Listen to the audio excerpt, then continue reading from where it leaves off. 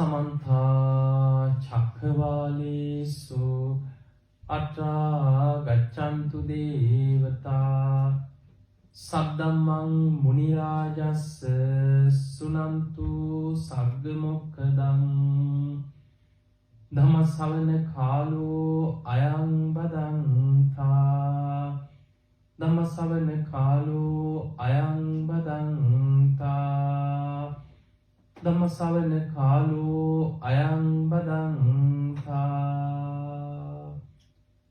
නමෝ තස්ස භගවතු අරහතු සම්මා සම්බුද්දස්ස නමෝ තස්ස භගවතු අරහතු සම්මා සම්බුද්දස්ස නමෝ තස්ස භගවතු අරහතු සම්මා සම්බුද්දස්ස සාදු කියනකෝ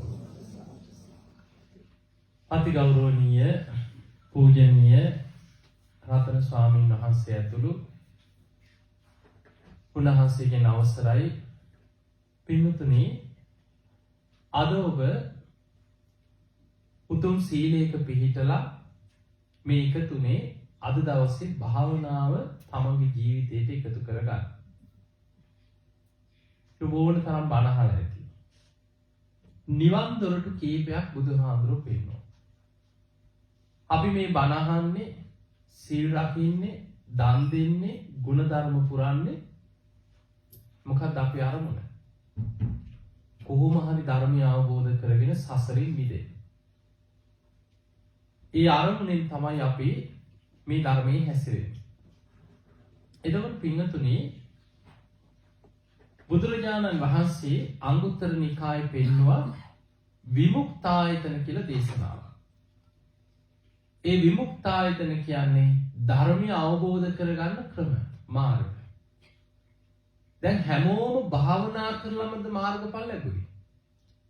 නෑ.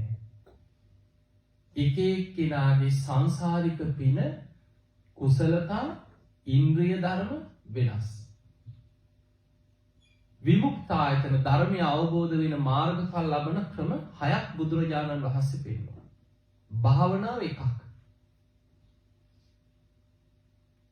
එකක් තමයි බණ ඇසීම නිවන් දොරටුව. මතක තියාගන්න පින් ඇති අය බණ අහගෙන ඉන්නේ නැති ධර්මය අවබෝධ කරගන්න. දැන් අපිට ඒ නුවණ නැති වුණාට සාරිපුත්ත හාමුදුරන්ටවත් නැහැ. බුදු කෙනෙකුට පමණක් තියෙනවා කෙනෙකුගේ ඉන්ද්‍රිය ධර්ම දිහා බලලා ඉලක්කයට දහම් දෙසන්න පුළුවන් හැකියාව. ඒ නුවණට කියනවා ඉන්ද්‍රිය පරෝපරියත්තේ ඥාන. එයාගේ සංසාරික කුසලතා හිත වඩපු හැටි ඉන්ද්‍රිය ධර්ම පිහිටපු හැටි බුදු ඇසින් බලලා ඉලක්කයට බණ කියනවා. සමහරලාට ගාථාව පුංචි දෙයක්. ඒ දේශනාව අවසන් වෙනකොට හිත කෙලෙසුන්ගෙන් මිදලා රහත් වෙනවා. හැබැයි මතක තියාගන්න ඒ හැකියාව රහතන් වහන්සේලාට නැහැ. ඒ නිසා රහතන් වහන්සේ නමක් වුණත් සමහරලාවට දෙන උපදෙස් වරදින්න පුළුවන්. දැන් චුල්ලපන්තක හාමුදුරන්ට මහා පන්තක රහතන් වහන්සේ අයියා තමන්ගේම මල්ලිට මොකද දීපු උපදෙස? ගාථාවක්වත් පාඩම් හිටින් නැත්නම් සිවුරු ඇරලා යන්න කිව්වා.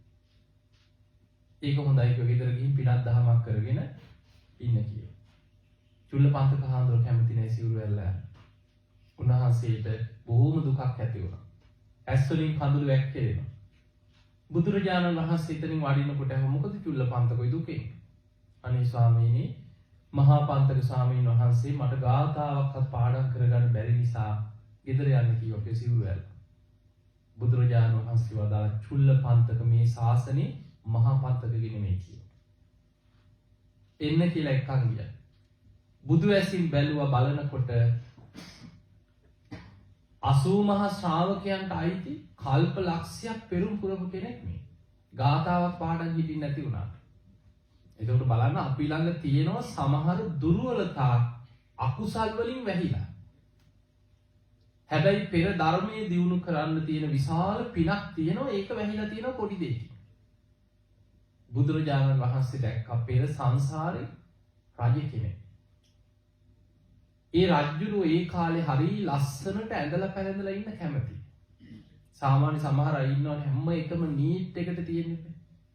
ඒ වගේ මේ රජත් ඒ කාලේ රාජ සභාවට ගියත් ඒ අඳින ඇඳුම ආයි පිළිවෙලට අලුත් මැඳුමක්. සමහරු ඒවා මැදලා හරි පිළිවෙලට පොඩ්ඩක් පොඩි වෙලා නම් ආයි ඇඳුම් මාරු කරනවා. රජ්ජුරුවොත් ඒ වගේ ඒ කාලේ දවසක් අලුත්ම ඇඳුමක් රාජ සභාවට බොහොම පිළිවෙලට ලස්සනට මං ලස්සනයි නේද ඇඳුමට හොඳයි නේද කියලා දේවියගෙනුත් අහලා ඇඳගෙන ගියා. දැන් ගිහිල්ලා දවසම රාජ සභාව දාඩිය දාලා දූවිලි ගෑවිලා අර රාජාසනේ වාඩි වෙලා ඉන්නකොට ඒව ඇති පිච්චේව ගෑවිලා ආපහු ඇවිල්ලා බැලුවා මුළු ඇඳුමම අපිරිසිදු වෙලා. ගලවලා බැලුවා ගදේ බැදාඩිය ගද. ඒ වෙලාවේ අර ඇඳුම අතේ තියාගෙන නුවණින් හිතුණා දැඩිව මනසට කාවැදුණා. අපිරිසිදු වෙනවා මේ කය මහා අපිරිසිදුයි මේක කුණු ගොඩක්. එහෙම මෙනෙහි කරා. බුදුරජාණන් වහන්සේ දැක්කා මෙන්න මේක මතු කරන්න පුළුවන්. බුදුරජාණන් වහන්සේ චුල්ලපන්තක හාමුදුරන්ට දුන්නේ සුදු රෙදි කඩක්. රජෝහරණං කියලා අර රෙදි කඩ පිළිමදින්න කියලා. රජෝහරණං කියන අපිරිසිදු වෙනවා. අර චුල්ලපන්තක හාමුදුරුවෝ රෙදි කඩ දිහා හිත යොමු කරගෙන රජෝහරණං කියලා ඒ රෙදි කඩ පිළිමදිනකොට අර සංසාරික නුවණ මතු වුණා. පෙර සසරේ අනිත්‍ය මෙනෙහි කරපු පිනක් ඒක බලවත් වුණා. ධර්මය අවබෝධ වුණා, රහත් වුණා. දොර බණ ගාථාවක් පාඩම් කරගන්න බැරි වෙච්ච කෙනා. වාඩි කරලා වෙනම කමටහන් දීලා භාවනා කරුවෙත් නැහැ. පැය ගණන් තියාගෙන බණ කිව්වෙත් නැහැ. ඒක පුංචි උපක්‍රමෙන් ධර්මය අවබෝධ කරගන්න. එතකොට මේ වගේ අය ඉන්න උග්ගටිතඤ්ඤ විපටිතඤ්ඤ මේ වගේ අය. එතකොට සමහර අය බණ ඇසීමෙන් පුංචි උපක්‍රමයකින් ධර්මය අවබෝධ කරගන්න. ඊළඟට බණ කියන එකත් නිවන් දොරටුවක්. මතක තියාගන්න. බණ අහගෙන ඉන්නකොට හොඳට කන් යොමු කරගෙන බණ අහද්දි ධර්මය අවබෝධ කරගන්න පුළුවන් වගේමයි බණ කියද්දි රහත් වෙච්ච අය ගැන තියෙනවා.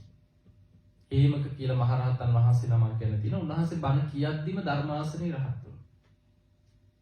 ඒත් අපේ ලංකාවේ ඉඳලා තියෙන මලියදේව මහරහතන් වහන්සේ බණ කියද්දි ධර්ම දේශනාව අතරතුරම රහත් වුණා. බණ අහන එකක් නිවන් දොරටුවක්. බණ කියන එකක් නිවන් දොරටුවක්.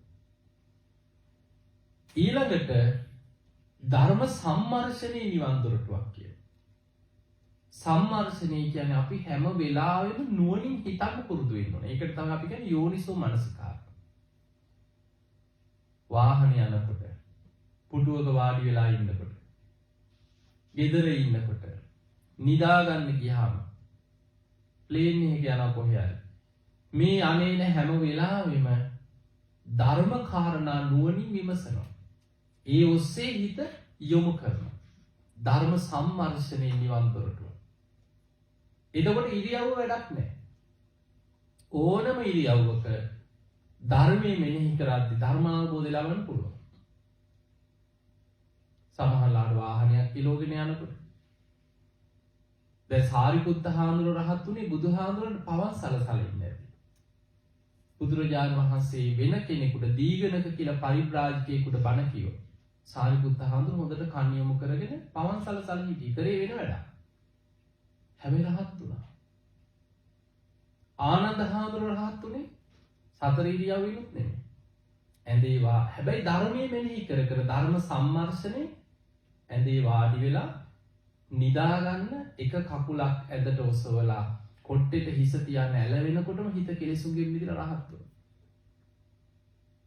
එතකොට කෙනෙක් නොදන්න කෙනෙකුට හිතෙන්නේ මේ මොන කොහොමද එහෙම රහත් වෙන්නේ? සතර ඉරියව්වෙන් එකකවත් නෙමෙයි. හැබැයි ඒ වෙලාවේ ධර්ම සම්මර්ෂණයෙන් හිත තිබ්බ. ඒ නිසා මතක තියාගන්න හැම වෙලාවෙම ධර්ම කරුණු මෙනෙහි කර කර ගත කරන්න. ඒක ධර්ම අවබෝධයට උපකාර වෙන නිවන් දොරටුවක්. දැන් නිවන් දොරටු තුනක් කියනවා. එකක් තමයි බණ ඇසීම. ඊළඟට අහපු ධර්මයේ කාට හරි මේක මේ ධර්ම දේශකෙක් වෙන්න ඕනේ නැහැ. ඊදර ඉන්න කෙනාට හරි අද මම මෙහෙම බණක් ඇහුවා කියලා ඒ කරුණු විස්තර කර කර කියලා දෙන්න. එතකොට හිත තුලේ ධර්මයේ වැඩෙනවා. ඊළඟට ධර්ම සම්මර්ෂණය හැම වෙලාවෙම ධර්මයේ මෙනෙහි කරනවා. ඊළඟ එක ධර්ම සාකච්ඡාව නිවන් දොරටු. ගැඹුරු ධර්ම කාරණා නුවණින් විමසමින් සාකච්ඡා කරනවා. ඒ සාකච්ඡාව තුළ ධර්මාවබෝධයට හිතක් වැඩෙනවා. ඊළඟ එක තමයි අර්ථ විමසමින් කරන සජ්ජායනයේ නිවන් දොරටු.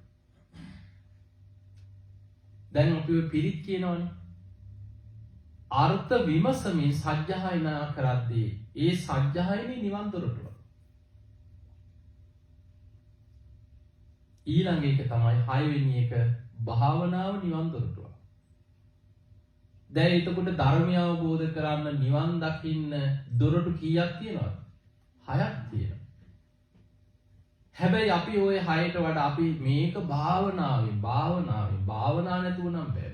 නැතුව නම් බෑ. එහෙම කියලා අපි අනිත් ඒවාට සමහරු ගරහන. ওই බණ අහලා වැඩක් නෑ. බණ අහලා කාටද? ඔය බණ අහලා ඉඳලා හරියන්නේ නෑ. ඕවා සාකච්ඡා කර කර ඉඳලා ඔය පොතේ හරියන්නේ නෑ. මේක භාවනාව විතරයි කියලා.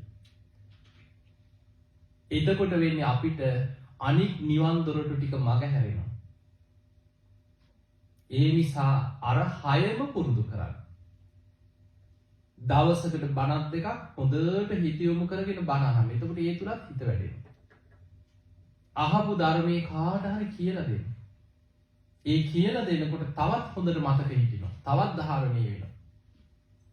කල්යාණ මිත්‍රයෝ සත්පුරුෂයෝ එකතු වුණාම හැමෝම එක ධර්මයේ කතා කරන්න බෑනේ. ධර්මයට ආසා කරන කල්යාණ මිත්‍රයෙක් ඉන්නවා. අන්න ඒ අය එක්ක සතුටින් ධර්ම සාකච්ඡා කරනවා. ඊළඟට බුදුන් අදිනකොට පිළිත් කියනකොට ඒ වෙලාවට අර්ථ විමසමින් ධර්මයේ මෙනෙහි කරමින් සජ්ජායනා කරනවා. දැන් බලන්න අපි දන්නේ නැති වුණාට අපි හිතුවේ නැති වුණාට අපි කරණීයමිත්ත සූත්‍රය කියනවා.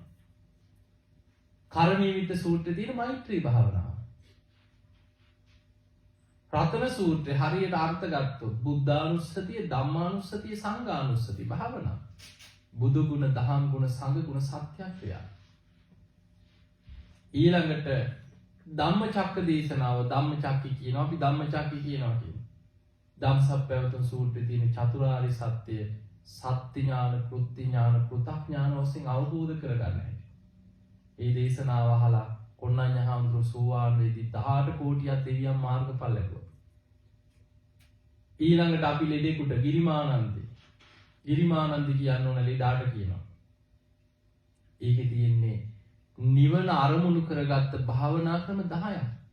අනිත්‍ය සංඥා, අනාත්ම සංඥා, ආදීනව සංඥා, පහාන සංඥා, විරාග සංඥා, නිරෝධ සංඥා, සබ්බ ලෝකේ අනිවිරත සංඥා, සබ්බ සංකාරේසු අනිච්ච සංඥා, ආනාපාන සති කියලා භාවනා 10ක්. එතකොට මේ ඔක්කොම අපි පිරිත් කිය සජ්ජායනා කර කර හිටියට ඒකේ තියෙන ධර්මාවබෝධය අරමුණු කරගත්ත දේශනා. එතකොට අපි පිරිත් කිව්වත් අර්ථ විමසනවා.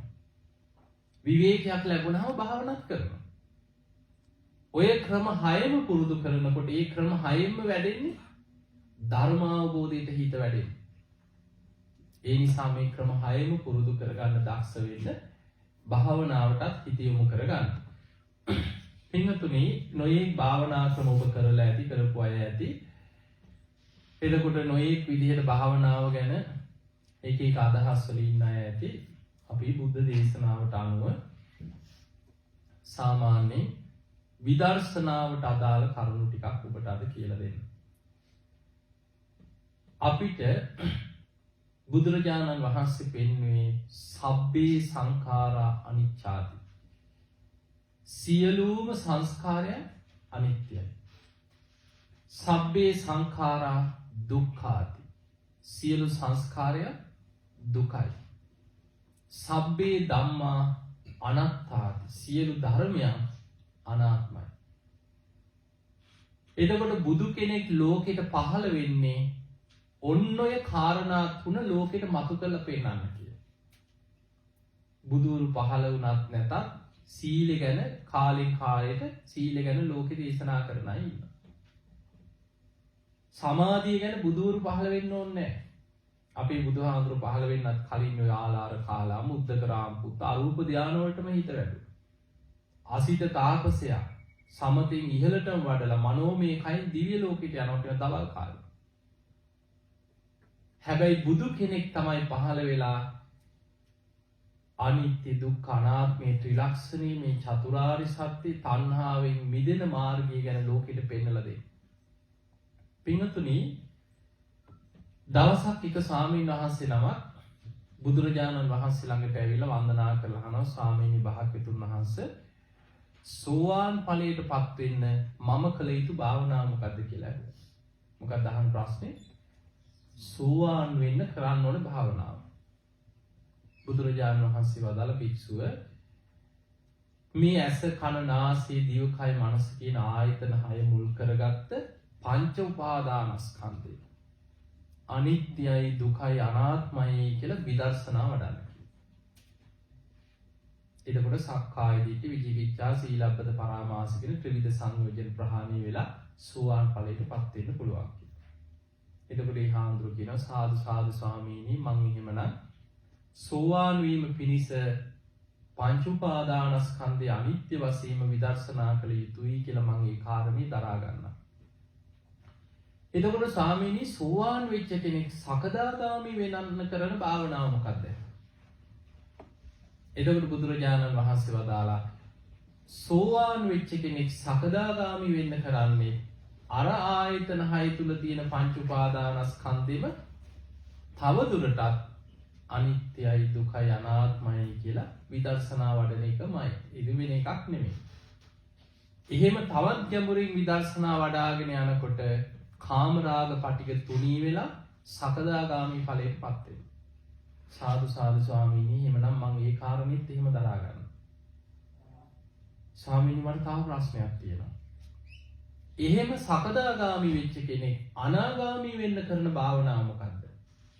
බුදුරජාණන් වහන්සේ වදාළ භික්ෂුව අනාගාමී වෙන්න කරන්නේ අර ආයතන 6 තුලම තියෙන පංච උපාදානස්කන්ධي තව දුරටත් ගැඹුරින් හේතුඵල වශයෙන් බලමින් අනිත්‍යයි දුකයි අනාත්මයි කියලා විදර්ශනා වැඩිවීමයි කියේ. ඊළඟට මේ ස්වාමීන් වහන්සේ අහනවා ස්වාමීනි මම ඒකත් ඒ විදිහටම දරා ගන්නවා. මට තව ප්‍රශ්නයක් තියෙනවා. එහෙම භාවනා කළ අනාගාමී වෙච්ච කෙනා රහත් වෙන්න කරන භාවනාව මොකක්ද? බුදුරජාණන් වහන්සේ වදාළ භික්ෂුව රහත් වෙන්නත් කරන්නේ පංච උපාදානස්කන්ධي තව දුරටත් අනිත්‍යයි දුකයි අනාත්මයි කියලා ඒ විදිහටම ගැඹුරින් විදර්ශනා වඩනවා. අන්න එතකොට රූප රාග අරූප රාග මාන උද්ධච්ච අවිජ්ජා කියන අනිත් සංයෝජන ප්‍රහාණය වෙලා සියලු කෙලෙසුන්ගෙන් මිදලා රහත් වෙනවා කියනවා. සාදු සාදු ස්වාමීනි මම ඒ කාරණෙත් දරා ගන්නවා. මට තව එක ප්‍රශ්නයක් තියෙනවා කියනවා. ඒ මොකද්ද? ස්වාමීනි රහතන් වහන්සේලා රහත් වුණා කියපු අයත් භාවනා කරනවානේ. රහතන් වහන්සේලා කරන භාවනාව මොකක්ද කියලා අහුවා. බුදුරජාණන් වහන්සේ වදාලා භික්ෂුව රහතන් වහන්සේලා කරන්නේ මේ පංච උපාදානස්කන්ධය අනිත්‍යයි දුකයි අනාත්මයි කියලා සිහි කරනවා. එහෙම සිහි කරනකොට ඒ අනිත්‍ය මං අවබෝධ කරා, ඒ දුක මං අවබෝධ කරා, ඒ තණ්හාව මම ප්‍රහාණය කරා කියලා උන්වහන්සේලා තමා තුළින් දකිනවා. ඒ දකිනකොට උන්වහන්සේලාට විමුක්ති සුවයක් දැනෙනවා. අන්නේ විමුක්ති සුව විඳිනවා කියන්නේ. එහෙමනම් අපිට සෝවාන් වෙන්න කරන්න තියෙන්නේ සකදාගාමි වෙන්න, අනාගාමි වෙන්න, රහත් වෙන්න කරන්න තියෙන්නේ. රහත් වෙලා පිරිනිවන් පානකම් විමුක්ති සුව විඳින්න තියෙන්නේ එකම භාවනාව තුළ. විදර්ශනා භාවනාව. ඒ විදර්ශනාවට උපකාර වෙන්න තමයි සමති වඩන්නේ. දැන් සමත භාවනා ගොඩාක් තියෙනවා. සාමාන්‍ය කර්මස්ථාන වල 40ක් විතර විස්තර කරනවා. ආනාපාන සතිය වෙන්න පුළුවන්, මෛත්‍රී, කරුණා, මුදිතා, උපේක්ඛා භාවනා, ඉරියාපත, සම්පජාන්නේ. ඊළඟට ඔය තියෙන හැම භාවනාවක්ම දස කසින, දස අසුබ ඔය වගේ ගොඩාක් භාවනා ක්‍රම තියෙනවා. ඔය හැම භාවනාවකම ධර්මාවබෝධය පැත්තට විදර්ශනාවට ටිකක් වැටෙනවා තමයි. හැබැයි මූලික අරමුණ තමයි හිත එකඟ කරගන්නේ. එකඟ වෙච්ච හිතක් තුල තමයි විදර්ශනා නුවණ වැඩෙන්නේ. ඒක නිකන් හිතන්න මෙහෙම. අපි සාමාන්‍ය උදාහරණයක් හිතමු. හිතේ ඉස්සප දැන් අපි ගමු සූර්යාලෝකය.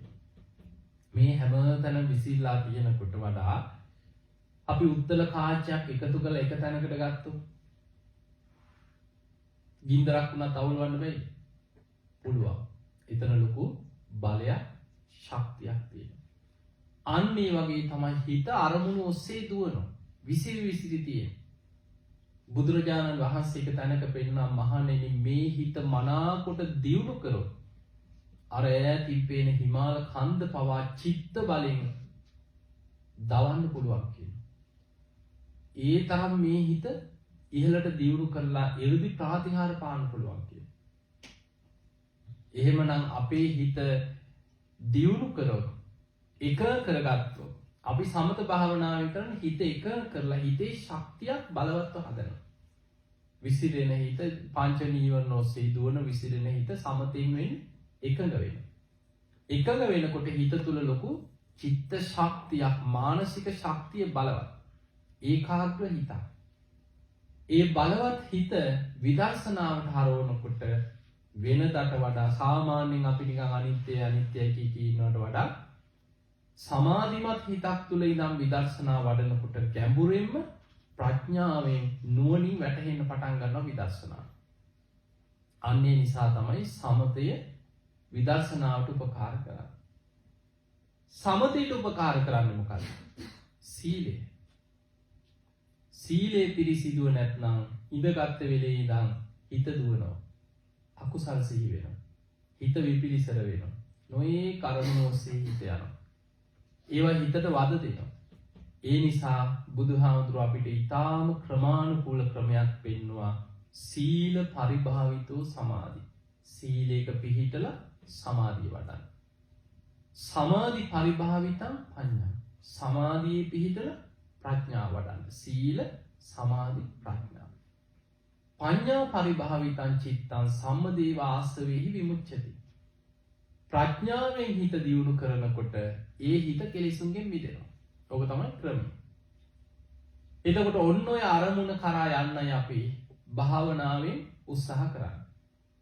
සමහර අය ඉන්නවා සසර භාවනා කරලා සංසාර පුරුදු හිත වැඩිච්ච බාහිරින් හොයන්න බෑ. රූපෙන් පෙනුමෙන් කතාවෙන් හොයන්න බෑ. හැබැයි පෙර සසරේ භාවනා කරලා අර ඉන්ද්‍රිය ධර්ම වැඩිච්ච අය ඉන්නවා. අන්න ඒ අයට එක ගාථාව සැනින් අර සියල්ල අවබෝධ කරගන්න පුළුවන්. ඒ නිසා තමයි අපි භාවනාවකට හිත යොමු කරන්නේ. මං හිතන්නේ අපි භාවනාව ගැන චුට්ටක් කතා කර ටික භාවනාවට අපි එක ආයතනයක් ගැන හිතමු දැන්. ඇස ගැන. පංච උපාදානස්කන්ධ ගැන අහලා ඇතිනේ. පංච උපාදානස්කන්ධය. බුදුරජාණන් වහන්සේ පෙන්වුවේ චතුරාර්ය සත්‍ය විස්තර කරනකොට පෙන්නවා දුක්ඛාරි සත්‍ය. ජාතිපි දුක්ඛං ජරාපි දුක්ඛං ව්‍යාධිපි දුක්ඛෝ මරණම්පි දුක්ඛං අප්පියේහි සම්පයෝගෝ දුක්ඛෝ පියේහි විප්පයෝගෝ දුක්ඛෝ යම් පිච්ඡන්න ලබති දුක්ඛං ඔය ටික ඔක්කොම විස්තර කරා. ඒවා අපි කාටත් තේරෙනවා. ඉපදීම දුකක්, ලෙඩවීම දුකක්, වයසට යන එක දුකක්, මැරෙන එක දුකක්, ප්‍රියයන්ගෙන් වෙන්වීම දුකක්, අප්‍රියයන් එක්ක තරහකාරයෝ හතුරු එක්ක ඉන්න වෙන එක දුකක්. ඔක කවුරුත් දන්නවනේ. හැබැයි මේක දුකක් කියලා තේරුණාට දුක අවබෝධ වෙන්නේ නැහැ. කොච්චර දැනගත්තත් දුක අවබෝධ වෙන්නේ නැහැ. අවබෝධ කරගන්න නම් මොකද්ද කරන්න තියෙන්නේ? සංකිට්ඨේන පංච උපාදානස්කන්ධා දුක්ඛ. අර කොහොම අරගෙන හකුලෝලා පෙන්නවා මේ සියල්ල පවතින්නේ පංච උපාදානස්කන්ධ දුක මත. එහෙනම් අවබෝධ කරගන්න තියෙන්නේ පංච උපාදානස්කන්ධය. ඒ පංච උපාදානස්කන්ධය හටගන්නවා අපේ ආයතන හයේම. ඇස, කන, නාසය, දිව, ශරීරය, මනස කියන ආයතන හයේම පංච උපාදානස්කන්ධ හැදෙනවා. ඔන්න ඔය ඇහි, කනේ, නාසයේ, දිවේ, ශරීරයේ, මනසේ හටගන්න පංච උපාදානස්කන්ධය තමයි අපි හේතුඵල වශයෙන් අනිත්‍යයි, දුකයි, අනාත්මයි කියලා විදර්ශනා වඩමින් ඒකේ යථා ස්වභාවය අවබෝධ කරගන්න උත්සාහයක් ගන්න. ඒක තමයි විදර්ශනා. දැන් ඇහැ ගැන අපි එකින් එක භාවනාවට අදාළ වෙන විදිහට චුට්ටක් කතා කරමු. ඔබට පුළුවන් ඊට පස්සේ එතනින් ගැඹුරට හොයාගෙන යන්න. ඇස. ඇහැ කියන්නේ ආයතනයක්. ආයතනයක් කියලා කියන්නේ සංසාර ගමන හදනවා අපි. සසර ගමන සකස් කරලා දෙන ඇස මුල් කරගෙන. එතකොට ඇස ආයතනය. ඇහැ තුල අපි ඇහැට රූපයක් පේනවා. පේනවද නැද්ද අපිට? පේනවා. කොහොමද අපිට රූපයක් පේන්නේ?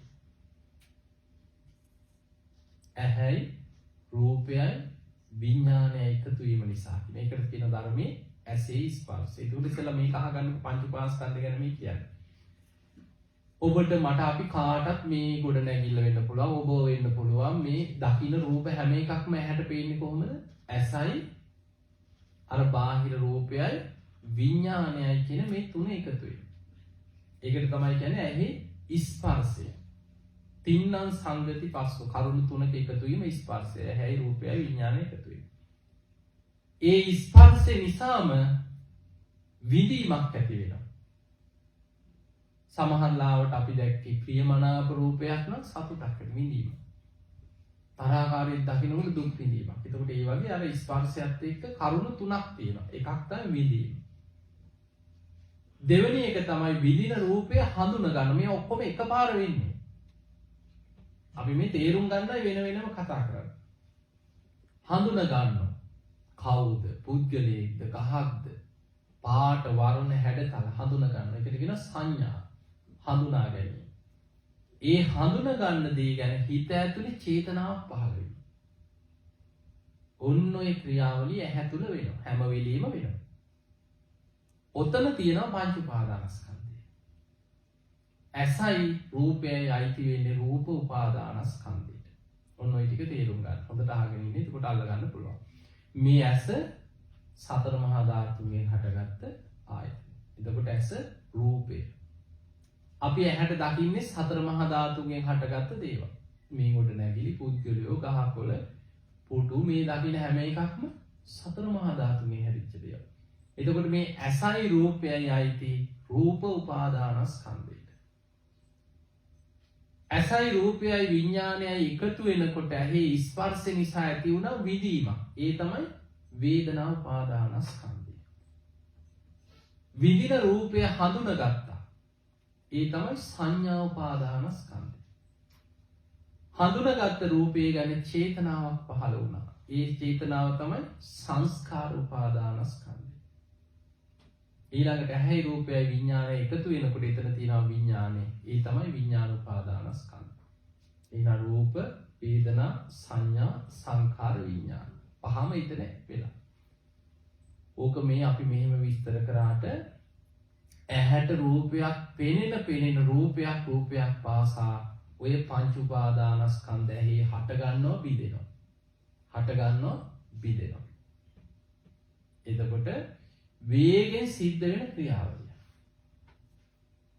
අපිට මේක බුදුරජාණන් වහන්සේ තේරුම් ගන්න මෙන්න මෙහෙම විස්තර කරනවා. හැබැයි මේක දකින්න පුළුවන් හොඳට භාවනා කරන කෙනාට. එතකොට අපි පුරුදු වෙනවා බුදුහාඳුරු පෙන්නවා භාවනාවේදී විමසන්න කියනවා හේතුඵල වශයෙන් බලන්න. මේ ඇස අනිත්‍යයි. අර රූපයත් අනිත්‍යයි. එතකොට රූප උපාදාන එහි හට ගන්න රූප උපාදානස්කන්ධය අනිත්‍යයි කියලා මෙනෙහි කරනවා. ඊළඟට විඳීම ස්පර්ශයෙන් නම් විඳීම ඇති වෙන්නේ. ස්පර්ශ වෙනස් වෙනකොට විඳීම වෙනස් වෙනවා අනිත්‍යයි. සංඥාව ඇති වෙන්නේ ස්පර්ශයෙන්. ස්පර්ශ වෙනස් වෙනකොට සංඥාව වෙනස් වෙනවා අනිත්‍යයි. චේතනාව පහළ වෙන්නේ ස්පර්ශයෙන්. ඒකත් ස්පර්ශ වෙනස් වෙනකොට වෙනස් වෙනවා අනිත්‍යයි. විඥානය ඇති වෙන්නේ නාම රූප නිසා. නාම රූප වෙනස් වෙනකොට විඥාන වෙනස් වෙනවා අනිත්‍යයි. එතකොට ඔන්න ඔය විදිහට ඇහි හටගන්න පංච උපාදානස්කන්ධෙම හේතුඵල වශයෙන් මේක අනිත්‍යයි, දුකයි, අනාත්මයි කියලා ඇහැ තුලින් විමසන්න ඕන. දැන් ඔය කිව්ව ඇහැ ගැන ඔය විදිහට ආයතන 6 ගැනම බලන්න ඕන. අපි චුට්ටක් භාවනාවක් කරමු. ඇහැ ගැන විතරක් කරමු. ඊට පස්සේ කන ගැන අපි එතකොට ටිකක් තේරුම් ගන්න පුළුවන්. ඔබ අහගෙන ඉන්න. මම මේ කියනකොට ඒ ඔස්සේ හිත යොමු කරලා මෙනෙහි කරන්න.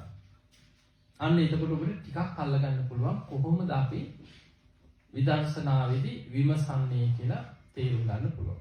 හොඳයි පහසු ඉරියව්වකින් ආඩලා ඉස්සල්ලා ඔබේ ශරීරයට හිත යොමු කරගන්න. දැස් පියාගෙන හිස් මුදුනේ ඉඳන් පාදාන්තය දක්වාම හොඳට හිත යොමු කරන්න. ඔබේ හිස නළල ඇස් දෙක නාසය තොල්පෙති නිකට මුහුණේ ස්වභාවය හොඳට හිතට ගන්න. දැන් හිත යොමු කරන්න බෙල්ල වම් උරහිස දකුණු උරහිස වම් අත දකුණු අත පපුව ඉන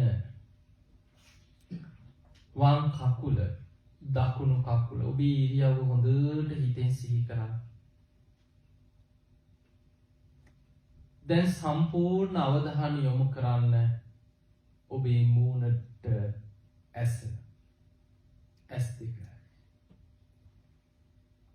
මේ ඇස කියන්නේ නාම රූපයෙන් හටගත් දෙයක්. පඨවි ආපෝ තේජෝ වායෝ සතර මහා ධාතුන්ගෙන් හටගත් ඇස. මේ ඇස ලෙඩ වෙනවා. ජරාවටපත් වෙනවා. තුවාල හැදෙනවා. කුණු වෙලා යනවා. ඇස කියන්නේ මැරි යන දෙයක්. නිත්‍ය දෙයක් නෙවෙයි. අපි මිය ගියාට පස්සේ මේ ඇහැ කුණු වෙලා පස් වෙලා අවසන් වෙනවා. පොළොව හාරලව ඇහැක් හොයන්න නෑ ඊට පස්සේ.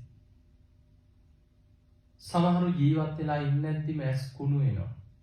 ඇස් ගලවලා අයින් කරනවා. සමහරු ප්ලාස්ටික් ඇස් දා ගන්නවා. එහෙමනම් මේ ඇස අනිත්‍යයි වෙනස් වෙන දෙයක්. යමක් අනිත්‍ය නම් මේ ඇස දුකයි. මගේ ඇස මෙසේ වේවා මෙසේ නොවේවා කියලා මට ඕන විදිහට පවත්වන්න බෑ. අනාත්මයි. මේ ඇස මම නොවේ, මගේ නොවේ, මගේ ආත්මේ නොවේ. හොඳට විමසන්න ඇහි ඇත්තම ස්වභාවය. මේ ඇහැ ලෙඩ වෙනවා, ජරාවට පත් වෙනවා, තුවාල හැදෙනවා, කුණු වෙලා යනවා. මැරුණට පස්සේ ශරීරෙම කුණු වෙවි යනකොට ඇස් කුණු වෙනවා. හිස් කබලේ ඇස් කුහර දෙකක් විතරක් ඉතිරි වෙනවා. ඒ හිස් කබල කාලයක් යනකොට දිරලා පස් වෙලා යනවා. ඇහැක් තිබ්බ තැනක්වත් හොයා ගන්නවත් නැහැ. මේ ඇස අනිත්‍යයි.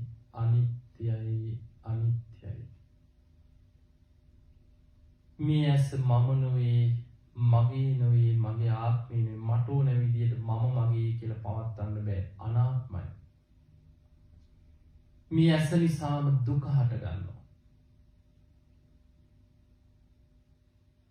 මේ ආයතන හය පවතින්නේ කනබුන ආහාර ප්‍රත්‍යයෙන්. ආහාර සමුදය රූප සමුදය. ආහාර නිරෝධා රූප නිරෝධෝ. ආහාරයෙන් හටගන්න රූපය ආහාරය වෙනස් වෙනකොට වෙනස් වෙනවා. අනිත්‍යයි.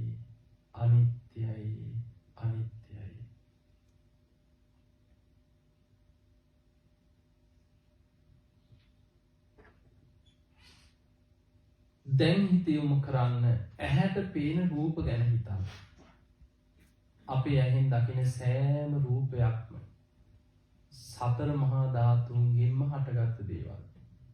ගහකොළ, ගොඩනැගිලි, මිනිස්යන්, යාන වාහන, අහසේ පොළොවේ ජලයේ දකින හැම දෙයක්ම සතර මහා ධාතු නිසා හටගත් දේවල්.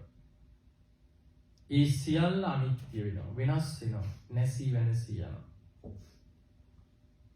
එහෙමනම් ඇහැට පේන රූපත් අනිත්‍යයි.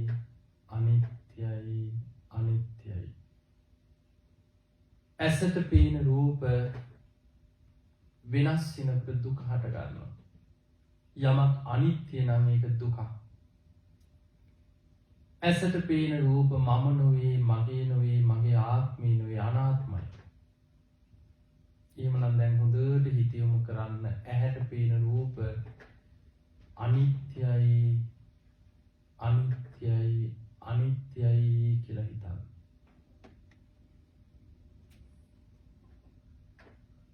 දැන් හිත යොමු කරන්න මේ ඇහි හටගන්න විඥාන, චක්කු විඥාන. ඇසයි රූපයයි නිසා ඇසේ හටගන්නවා විඥාන.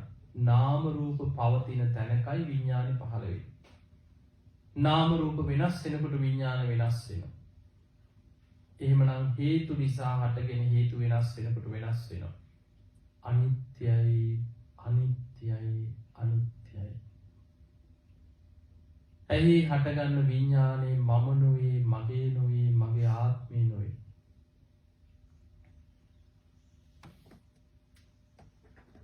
ඒ අනිත්‍ය කරුණු තුනේම එකතුවට අපි කියනවා ඇහි ස්පර්ශය කියලා. ඇසයි රූපයයි විඥානය එකතු වීම. ඇසත් අනිත්‍ය නම්, රූපයත් අනිත්‍ය නම්, ඇහි හටගත් විඥානයත් අනිත්‍ය නම්, ඒ අනිත්‍ය කරුණු තුනේම එකතු ඇහි ස්පර්ශයත් අනිත්‍යයි. එහෙමනම් ඇහි පහළ වෙන ස්පර්ශය අනිත්‍යයි, අනිත්‍යයි, අනිත්‍යයි කියලා සිහි කරන්න. ඒ ඇහි ස්පර්ශය නිසා ඇති වෙනා විඳීම, අනිත්‍ය වූ ස්පර්ශයෙන් උපදින විඳීම අනිත්‍යයි කියලා සිහි කරන්න. ඇහැට පේන රූපයක් නිසා සැප විඳීමක්, දුක් විඳීමක්, දුක් සැප රහිත විඳීමක්, ඒ ඇතිවන හැම විඳීමක්ම ස්පර්ශයෙන් හටගෙන ස්පර්ශ වෙනස් වෙනකොට වෙනස් වෙනවා. ඒ නිසා එහි හටගන්න විඳීම අනිත්‍යයි, අනිත්‍යයි, අනිත්‍යයි කියලා සිහි කරන්න.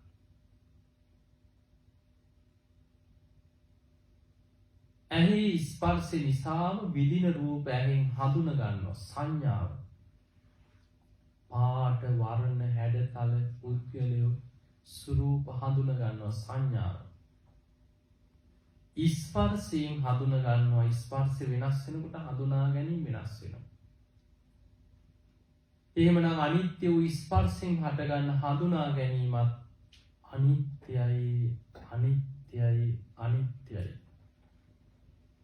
ඒ සංඥාව හඳුනා ගැනීම මම නොවේ, මගේ නොවේ, මගේ ආත්මය නොවේ. මට ඕන විදිහට වෙනස් කරන්න පවත්වන්න බෑ.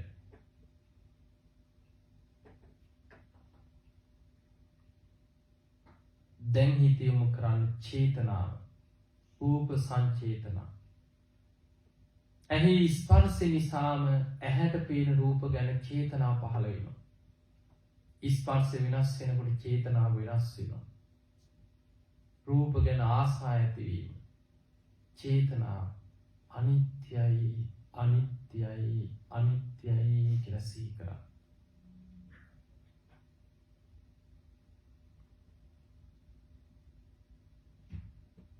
ඇහි හටගන්න විඥානේ නාම රූප යම් තැනක පවතිනවාද එතන විඥානේ පහළ වෙනවා. නාම රූප වෙනස් වෙනකොට විඥානයත් වෙනස් වෙනවා. එහෙමනම් හොඳට හිත යොමු කරන්න. ඇහැයි රූපයයි එකතු වෙච්ච ඇහි විඥානේ, චක්කු විඥානේ අනිත්‍යයි, අනිත්‍යයි, අනිත්‍යයි කියලා සිහි කරන්න. දැන් අපි ඇසයි රූපයයි අනිත්‍යයි කියලා මෙනෙහි කරා. රූප උපාදානස්කන්ධය. ඇහි ස්පර්ශයෙන් හටගන්න විඳීම අනිත්‍යයි කියලා සිහි කරා. වේදනා උපාදානස්කන්ධය. ඇහි ස්පර්ශයෙන් හටගන්න සංඥාව අනිත්‍යයි කියලා සිහි කරා. සංඥා උපාදානස්කන්ධය. ඇහි ස්පර්ශයෙන් හටගන්න චේතනාව, සංස්කාර අනිත්‍යයි කියලා සිහි කරා. ඇහි ස්පර්ශයත් එක්කම පවතින මේ සියල්ලට උපකාර කරන විඥාන ස්පර්ශයේ වේදනා සංඥා චේතනා පස්ස මනසිකාර නාම ධර්මත් රූප ධර්මත් නාම රූප මතමයි විඥානෙ පහළ වෙන්නේ. නාම රූප වෙනස් වෙද්දී විඥාන වෙනස් වෙනවා. එහෙමනම් දැන් හොඳට ඇහැට හිත යොමු කරලා ඇහැ ඇසේ හටගන්න පංච උපාදානස්කන්ධයත් රූපයක් පාසා පෙනෙන අරමුණක් පාසා හටගෙන බිදි බිදි යන මේ පංච උපාදානස්කන්ධය අනිත්‍යයි මේ ඇසේ හටගන්න පංච උපාදානස්කන්ධය මම නොවේ මගේ ආත්මය නොවේ අනිත්‍යයි කියලා සිහි කරන්න.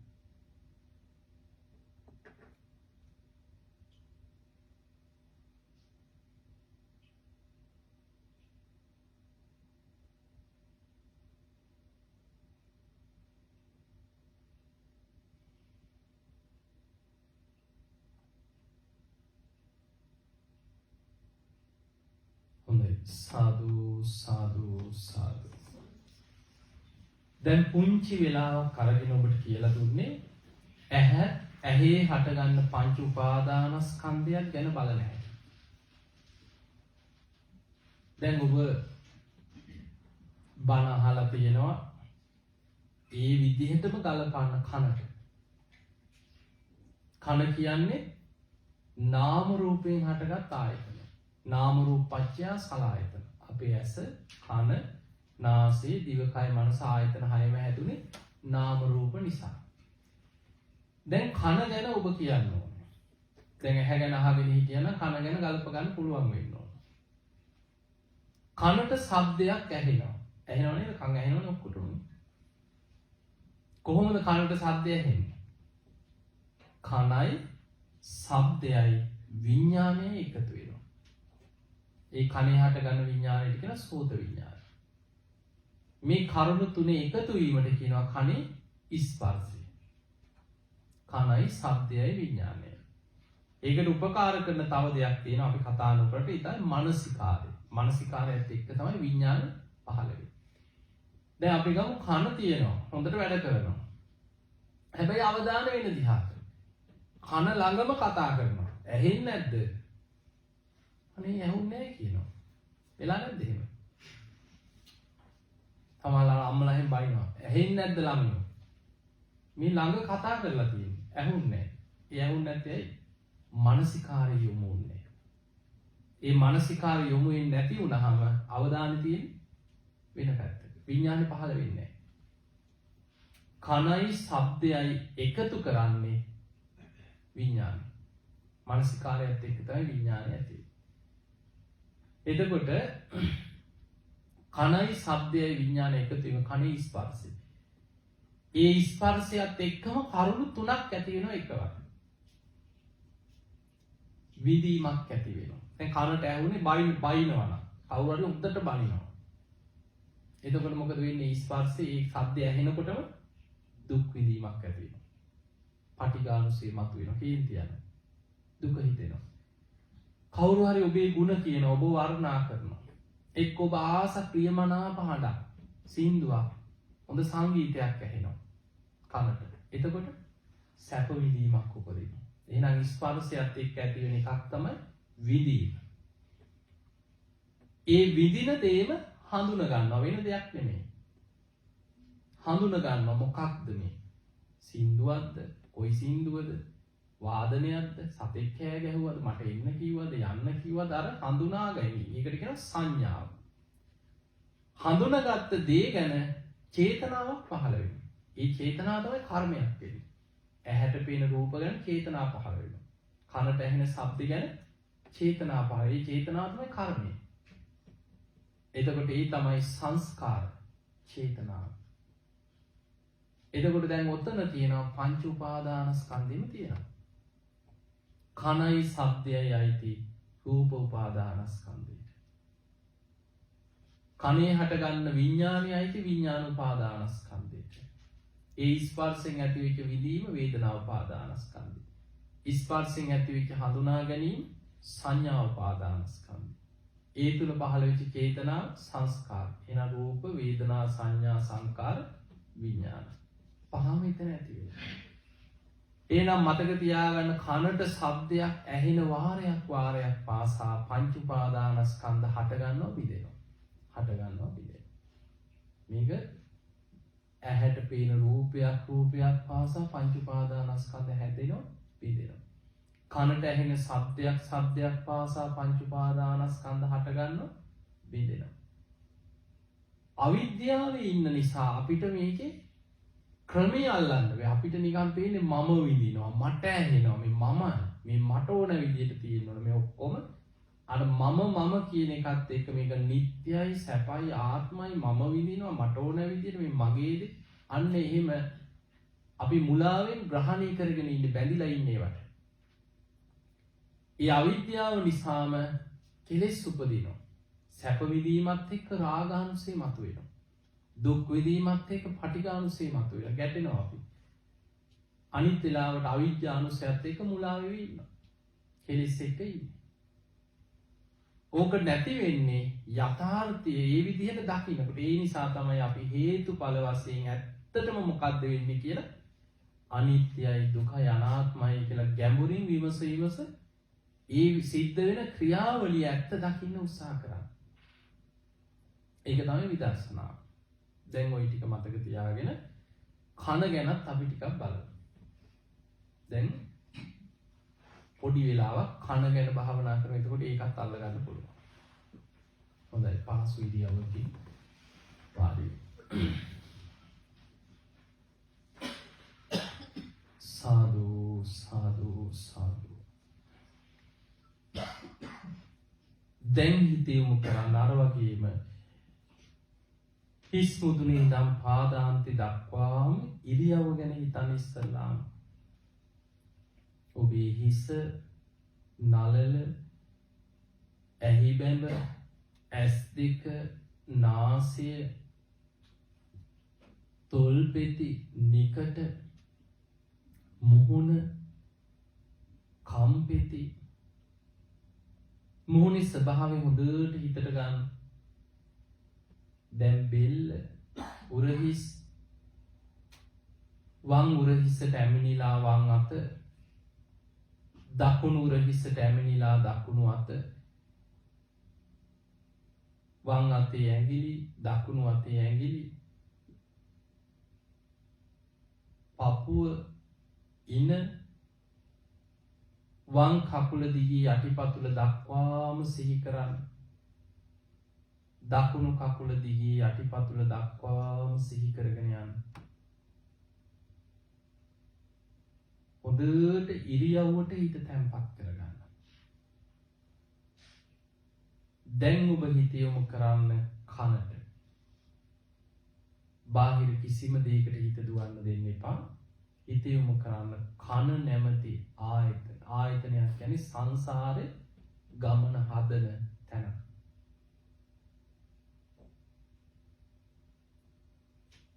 මේ කන කියන්නේ නාම රූපයෙන් හටගත් දෙයක්.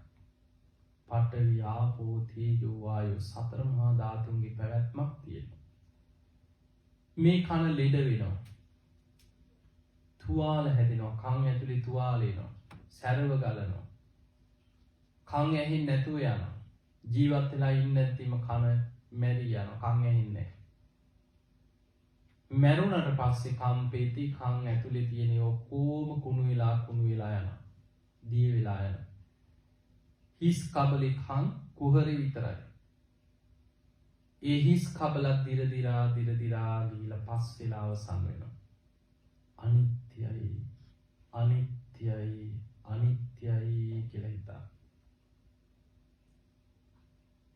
යමක් අනිත්‍ය නම් ඒක දුකක්. යන්නිච්ඡං තං දුක්ඛං. මගේ කන මෙසේ වේවා මෙසේ නොවේවා කියලා මට ඕන විදිහට පවත්වන්න බෑ. අනාත්මයි. එහෙමනම් හේතුඵල වශයෙන් ගැඹුරින් බලනකොට අපිට කන තුල පේන්න තියෙන ලක්ෂණ තුනයි. මේ කන අනිත්‍යයි, වෙනස් වෙනවා. මේ කන නිසාම දුක හට ගන්නවා. මම මගේ කියලා මට ඕන විදිහට පවත්වන්න බෑ. අනාත්මයි. හොඳට කන නැමැති ආයතනෙට හිත යොමු කරලා හිතන්න මේ කන අනිත්‍යයි අනිත්‍යයි අනිත්‍යයි දුකයි. මම නොවේ, මගේ නොවේ, මගේ ආත්මය නොවේ. ආත්ම වශයෙන් ගන්න බෑ. අනාත්මයි කියලා හිතන්න. දැන් හිතේ යොමු කරන්න කනට ඇහෙන ශබ්ද. ඒ ඇහෙන්නේ සතර මහා ධාතු එක්ක බැඳිච්ච හඬමයි. එක්ක ගහක ශබ්දයක්, අත්තක් කඩාගෙන වැටෙනවා, සතෙක් කෑ ගහනවා, මොකක් හරි සංගීත හඬක්, වාහනයක හඬක්. සතර මහා ධාතු තුලින්ම මේ හඬ උපදී. ඒ හඬ වෙනස් වෙනවා. අනිත්‍යයි. අනිත්‍යයි. ඊළඟට මේ කනයි ශබ්දයයි එකතු වෙන්නේ කනේ සෝත විඥානය. නාම රූප නිසා හටගත් විඥානය නාම රූප වෙනස් වෙනකොට වෙනස් වෙනවා. අනිත්‍යයි කියලා සිහි කරන්න. දැන් අනිත්‍ය කරුණු තුනක් තියෙනවා. මේ කන අනිත්‍යයි කියලා සිහි කරනවා. අනිත්‍ය දුක්ඛ අනාත්ම වශයෙන් මුදට විමස බලනවා. කනට ඇහෙන ශබ්දය අනිත්‍යයි කියලා සිහි කරන්න. අනිත්‍ය දුක්ඛ අනාත්ම වශයෙන් මම නොවේ, මගේ නොවේ කියලා ගැඹුරු නුවණින් බලනවා. කනේ හටගන්න විඥානේ, සෝත විඥානේ අනිත්‍යයි කියලා සිහි කරනවා. නාම රූපයෙන් හටගත් විඥානේ නාම රූප වෙනස් වෙනකොට වෙනස් වෙනවා. අනිත්‍යයි කියලා සිහි කරනවා. ඒ අනිත්‍ය කරුණු තුනේම එකතුව තමයි කනේ ස්පර්ශය. ඒ ස්පර්ශය අනිත්‍යයි, අනිත්‍යයි, අනිත්‍යයි කියලා සිහි කරන්නේ. කනේ ස්පර්ශය නිසා අපිට ඇති වෙනවා විඳීම. සැප දුක් උපේක්ෂා විඳීම ඇති වෙනවා. ස්පර්ශ වෙනස් වෙනකොට විඳීම වෙනස් වෙනවා. විඳීම අනිත්‍යයි. අනිත්‍යයි. හේතු නිසා හටගත්තා. හේතු වෙනස් වෙනකොට වෙනස් වුණා. මම නොවේ, මගේ නොවේ, මගේ ආත්මය නොවේ, මම මගේ කියලා පවත්වන්න බෑ. අනිත්‍යයි කියලා සිහි කරා. විඳින ශබ්ද හඳුනා ගන්න සංඥා ස්පර්ශයෙන් ඇති වෙන හඳුනා ගැනීම ස්පර්ශ වෙනස් වෙනකොට වෙනස් වෙනවා. සංඥාව අනිත්‍යයි, අනිත්‍යයි, අනිත්‍යයි කියලා සිහි කරා. හඳුනාගත් ශබ්ද ගැන චේතනා පහළ වෙනවා හිත ඇතුලේ. සංස්කාර ස්පර්ශයෙන් හටගත්ත ස්පර්ශ වෙනස් වෙනකොට වෙනස් වුණා. සංස්කාරත් අනිත්‍යයි, අනිත්‍යයි, අනිත්‍යයි. මම නොවේ, මගේ නොවේ, මගේ ආත්මය නොවේ, අනිත්‍යයි කියලා සිහි කරන්න.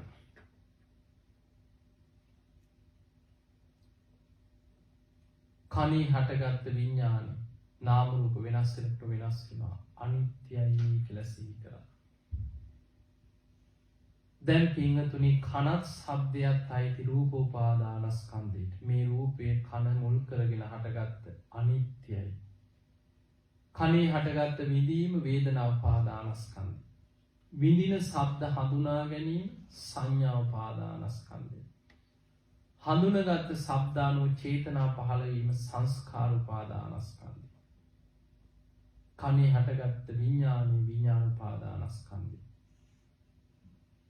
එහෙමනම් මේ කනත් කනේ හටගත්ත විඥානයත් පංච උපාදානස්කන්ධයමත් අනිත්‍යයි, අනිත්‍යයි, අනිත්‍යයි. මම නොවේ, මගේ නොවේ, මගේ ආත්මය නෙවෙයි, මම මගේ කියලා මට ඕන විදිහට පවත්වන්න බෑ. යමක් අනිත්‍ය නම් ඒක දුකයි. කනත් කනේ හටගත්ත පංච උපාදානස්කන්ධයත් අනිත්‍යයි, දුකයි, අනාත්මයි කියලා සිහි කරා. මම නොවේ, මගේ නොවේ, මගේ ආත්මය නෙවෙයි, මට ඕන විදිහට පවත්වන්න බෑ. සියල්ල වෙනසී යන දේවල්. අනිත්‍යයි, අනිත්‍යයි, අනිත්‍යයි.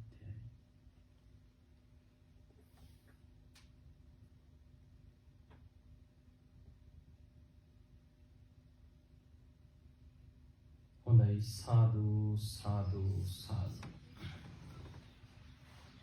දැන් ඔබ ඇහැ ගැන කන ගැන ටිකක් ඉගෙන ගත්තා. ඔය වගේ තමයි නාසය.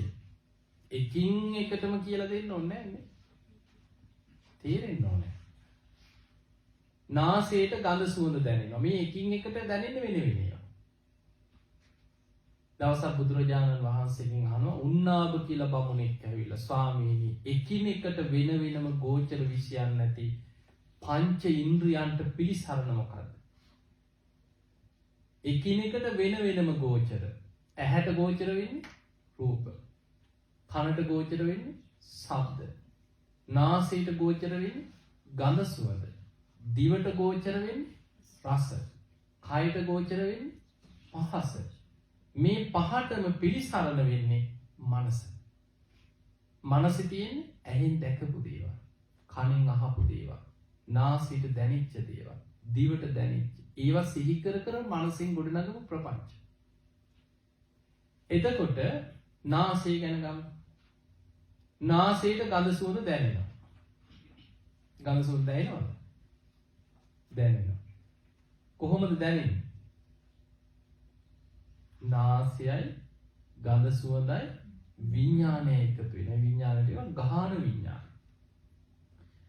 විඥානේ හට ගන්නවා. ඒ විඥානේ හටගන්නේ අර කලින් වගේම මානසිකාරයක් යොමු වෙනවා. ඇහෙන් උනත් මේ ආයතන හයතම මානසිකාරය එතනට යොමු වෙනකොට සැනින් ගඳ විඥානේ හට ගන්නවා. කරුණු තුනක එකතුව තින්නම් සංගති පසු නාසයයි ගඳ සුවඳයි විඥානය එකතු වෙන එක තමයි නාසයේ ස්පර්ශය. ඒ ස්පර්ශය නිසා එකවර කරුණු තුනක් වෙනවා.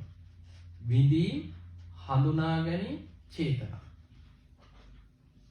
ගඳ සුවඳට අනුව විඳීමක් ඇති වෙනවා. සුවඳක් දැනෙනවා. එතකොට සැප විඳීමක් උපදිනවා. ගඳක් සැරක් අකමැතිම සැරක් වෙනවා. දුක් විඳීමක් ගැටෙනවා අපි ඒකත් එක්ක. ඒතර විඳීම ඇති වෙනවා. විඳින ගඳ සුවඳ වෙන දෙයක් නෙමෙයි. විඳින දේමයි අපි හඳුනගන්නේ. ඒකට කියනවා සංඥා. විඳින දේ හඳුනගන්න.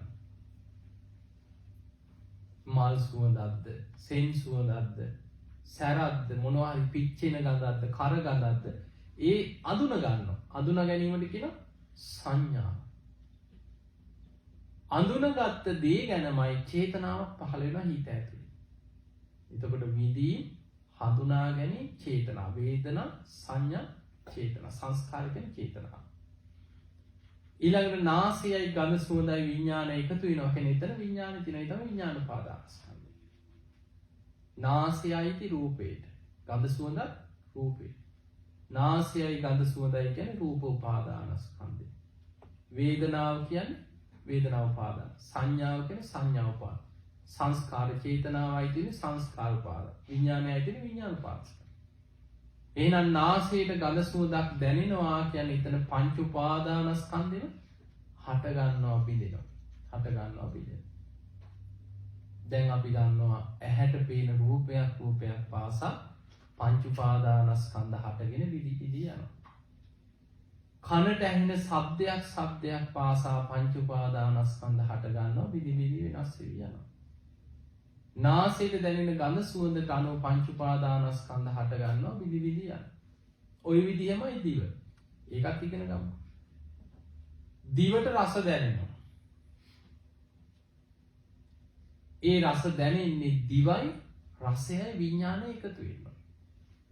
ඒකට අපි කියනවා දිවේ ස්පර්ශය කියලා.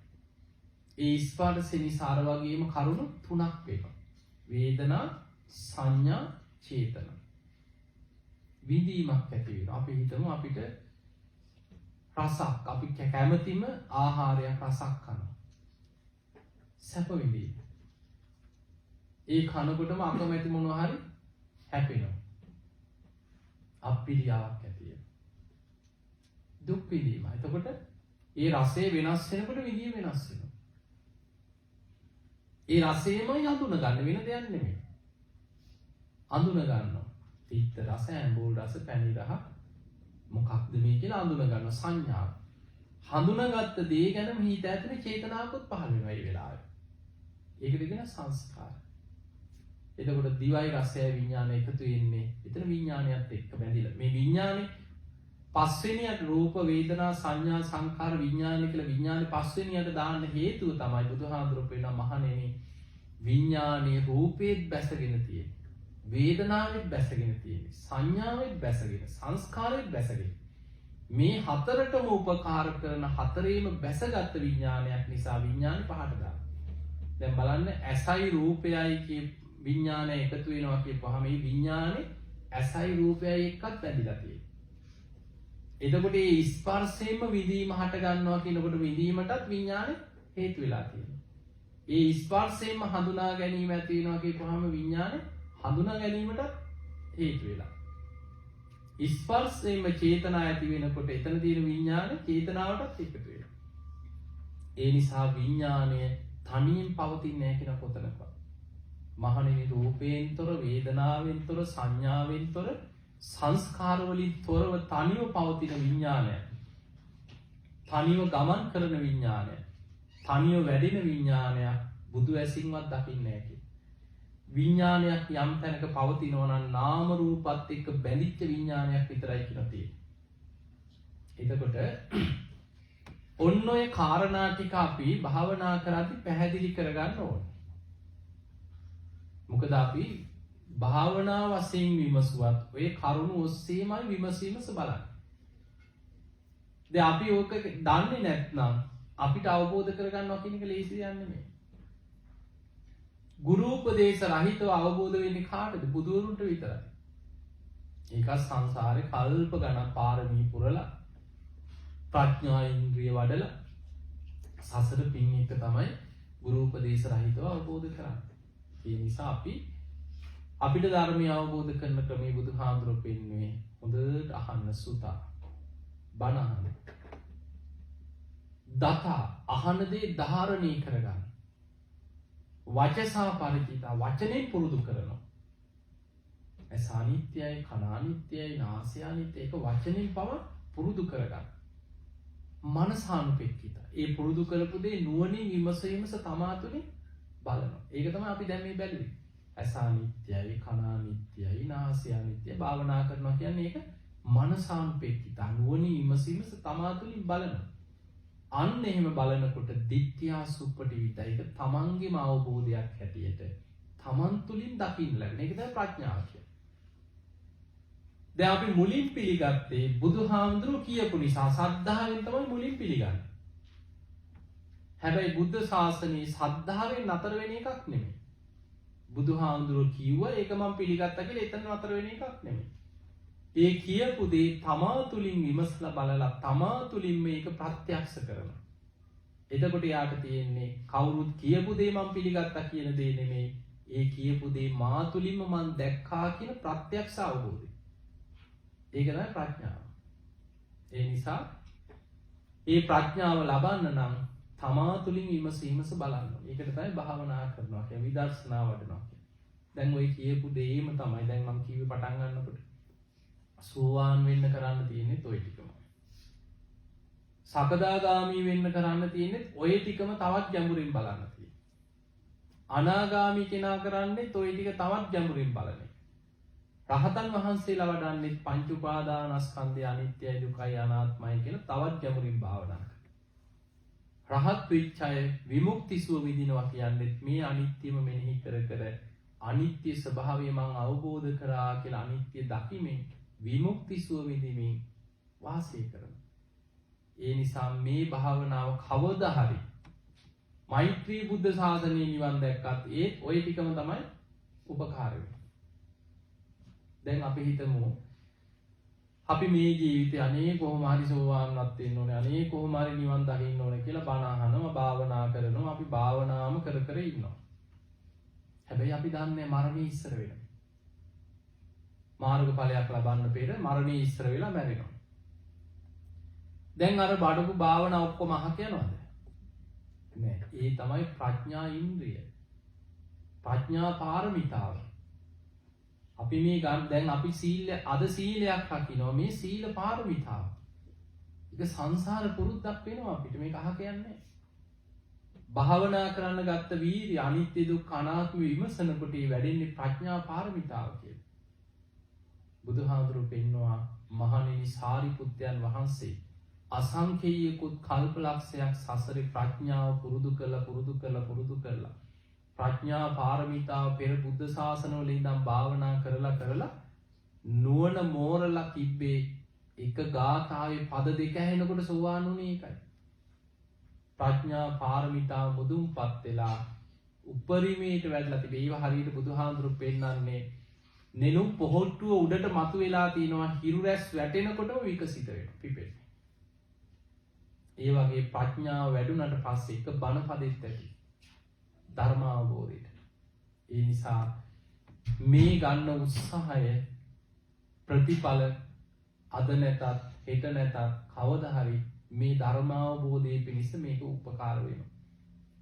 ඒ නිසා දැන් අපි ඇස කන නාසය ගැන චුට්ටක් බලමු. පොඩි අමාරුයි නිකන්. හොඳයි. සාදු සාදු සාදු. අපි භාවනා කරනකොට එකක් තමයි ඉරියව්ව ගැන සිහි කරන්නේ. ඒක සමතේට වැටෙනවා. සතර සතිපට්ඨානෙ තියෙනවනේ ඉරියාපත භාවනාව කියලා.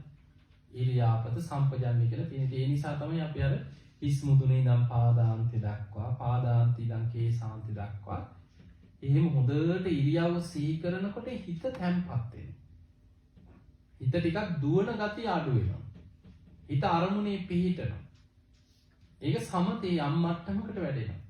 ඊට පස්සේ අපි විදර්ශනාවට අනිත්‍ය මෙනෙහි කරනකොට එකඟතාවය අපිට අවබෝධයට ගොඩක් උපකාර වෙනවා. අන්න ඒ නිසා සමහර අය විදර්ශනාවට එනවා ආනාපාන සතිය වඩලා. අපි හිතමු කෙනෙකුට මේ හැම දෙයකම වඩා ආනාපාන සතිය හොඳට වැඩෙනවා. එයා ආනාපාන සතිය ටික වෙලාවක් වඩලා ආනාපාන සතියෙම විදර්ශනාවට එන්නත් පුළුවන්. හුස්ම රැල්ලේ අනිත්‍ය මෙනෙහි කරමින් විදර්ශනාවට හැරෙන අයත් ඉන්නවා. එහෙම නැත්නම් ආනාපාන සති භාවනාව වඩලා හිත තැම්පත් වුණාට පස්සේ ආයතන හයේ විදර්ශනාව මේ විදිහට අනිත්‍යයි කියලා වෙන වෙනම වඩනවා. තව කෙනෙක් ඉන්නවා යාට මෛත්‍රී භාවනාව වැඩෙනවා හොඳට. එයා විනාඩි 10ක් 15ක් මෛත්‍රී භාවනාව කරනවා. මෛත්‍රී අරමුණේ ඉක්මනින් හිත තැම්පත් වුණාට පස්සේ ඊට පස්සේ විදර්ශනාව වඩනවා. තව කෙනෙකුට අසුභ භාවනාව ධාතු මනසිකාරය හොඳට වැඩෙනවා. එයා ධාතු මනසිකාර භාවනාව ටිකක් වඩලා හිත එකඟ වුණාට පස්සේ විදර්ශනාවට එනවා. එතකොට මේ විදිහට අපි ඒක අපි තෝරගන්න ඕනේ. මොකද අපේ අර සාමාන්‍ය පුද්ගල චරිත අනුව කෙනෙක් හැමෝටම ආනාපාන සතිය හරියනවද? හරියන්නේ නැහැ. කෙනෙකුට ආනාපාන සතිය හොඳට වැඩෙනවා, තව කෙනෙකුට මෛත්‍රිය වැඩෙනවා. තව කෙනෙකුට ධාතු මනසිකාරය හොඳට වැඩෙනවා. කෙනෙකුට අසුභ භාවනාව වැඩෙනවා හොඳට. ඒ සමතේට ගොඩක් උපකාර වෙන්නේ සංසාර පුරුදු. අපේ හිතේ ස්වභාවය, කෙලෙස් වල ස්වභාවය, චරිත ස්වභාවය ඒවා අපිට උපකාර වෙනවා සමතේට. ඒ නිසායි මොන ක්‍රමෙන් හරි ඒකයි මේ භාවනා ක්‍රම ගොඩාක් තියෙන මේ ක්‍රමෙන් හිත යම් මට්ටමකට එකඟ වුණාට පස්සේ අපි පුරුදු භාවනා විදර්ශනාව අනිවාර්යෙන් කළ යුතුයි. ඒ තුලින් තමයි කෙලෙස් ප්‍රහාණය කරන්න ධර්මයේ දකින්න තියෙන්නේ. සමහර මේ ක්‍රම දෙක දෙවිදිහකට ගන්නවා.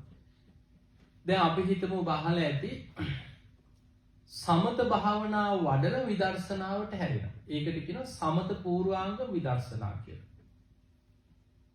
තව කෙනෙක් ඉන්නවා සමත භාවනාව වෙනම වඩන්න නැතුව මේ අනිත්‍ය භාවනාවම දිගට වඩනවා.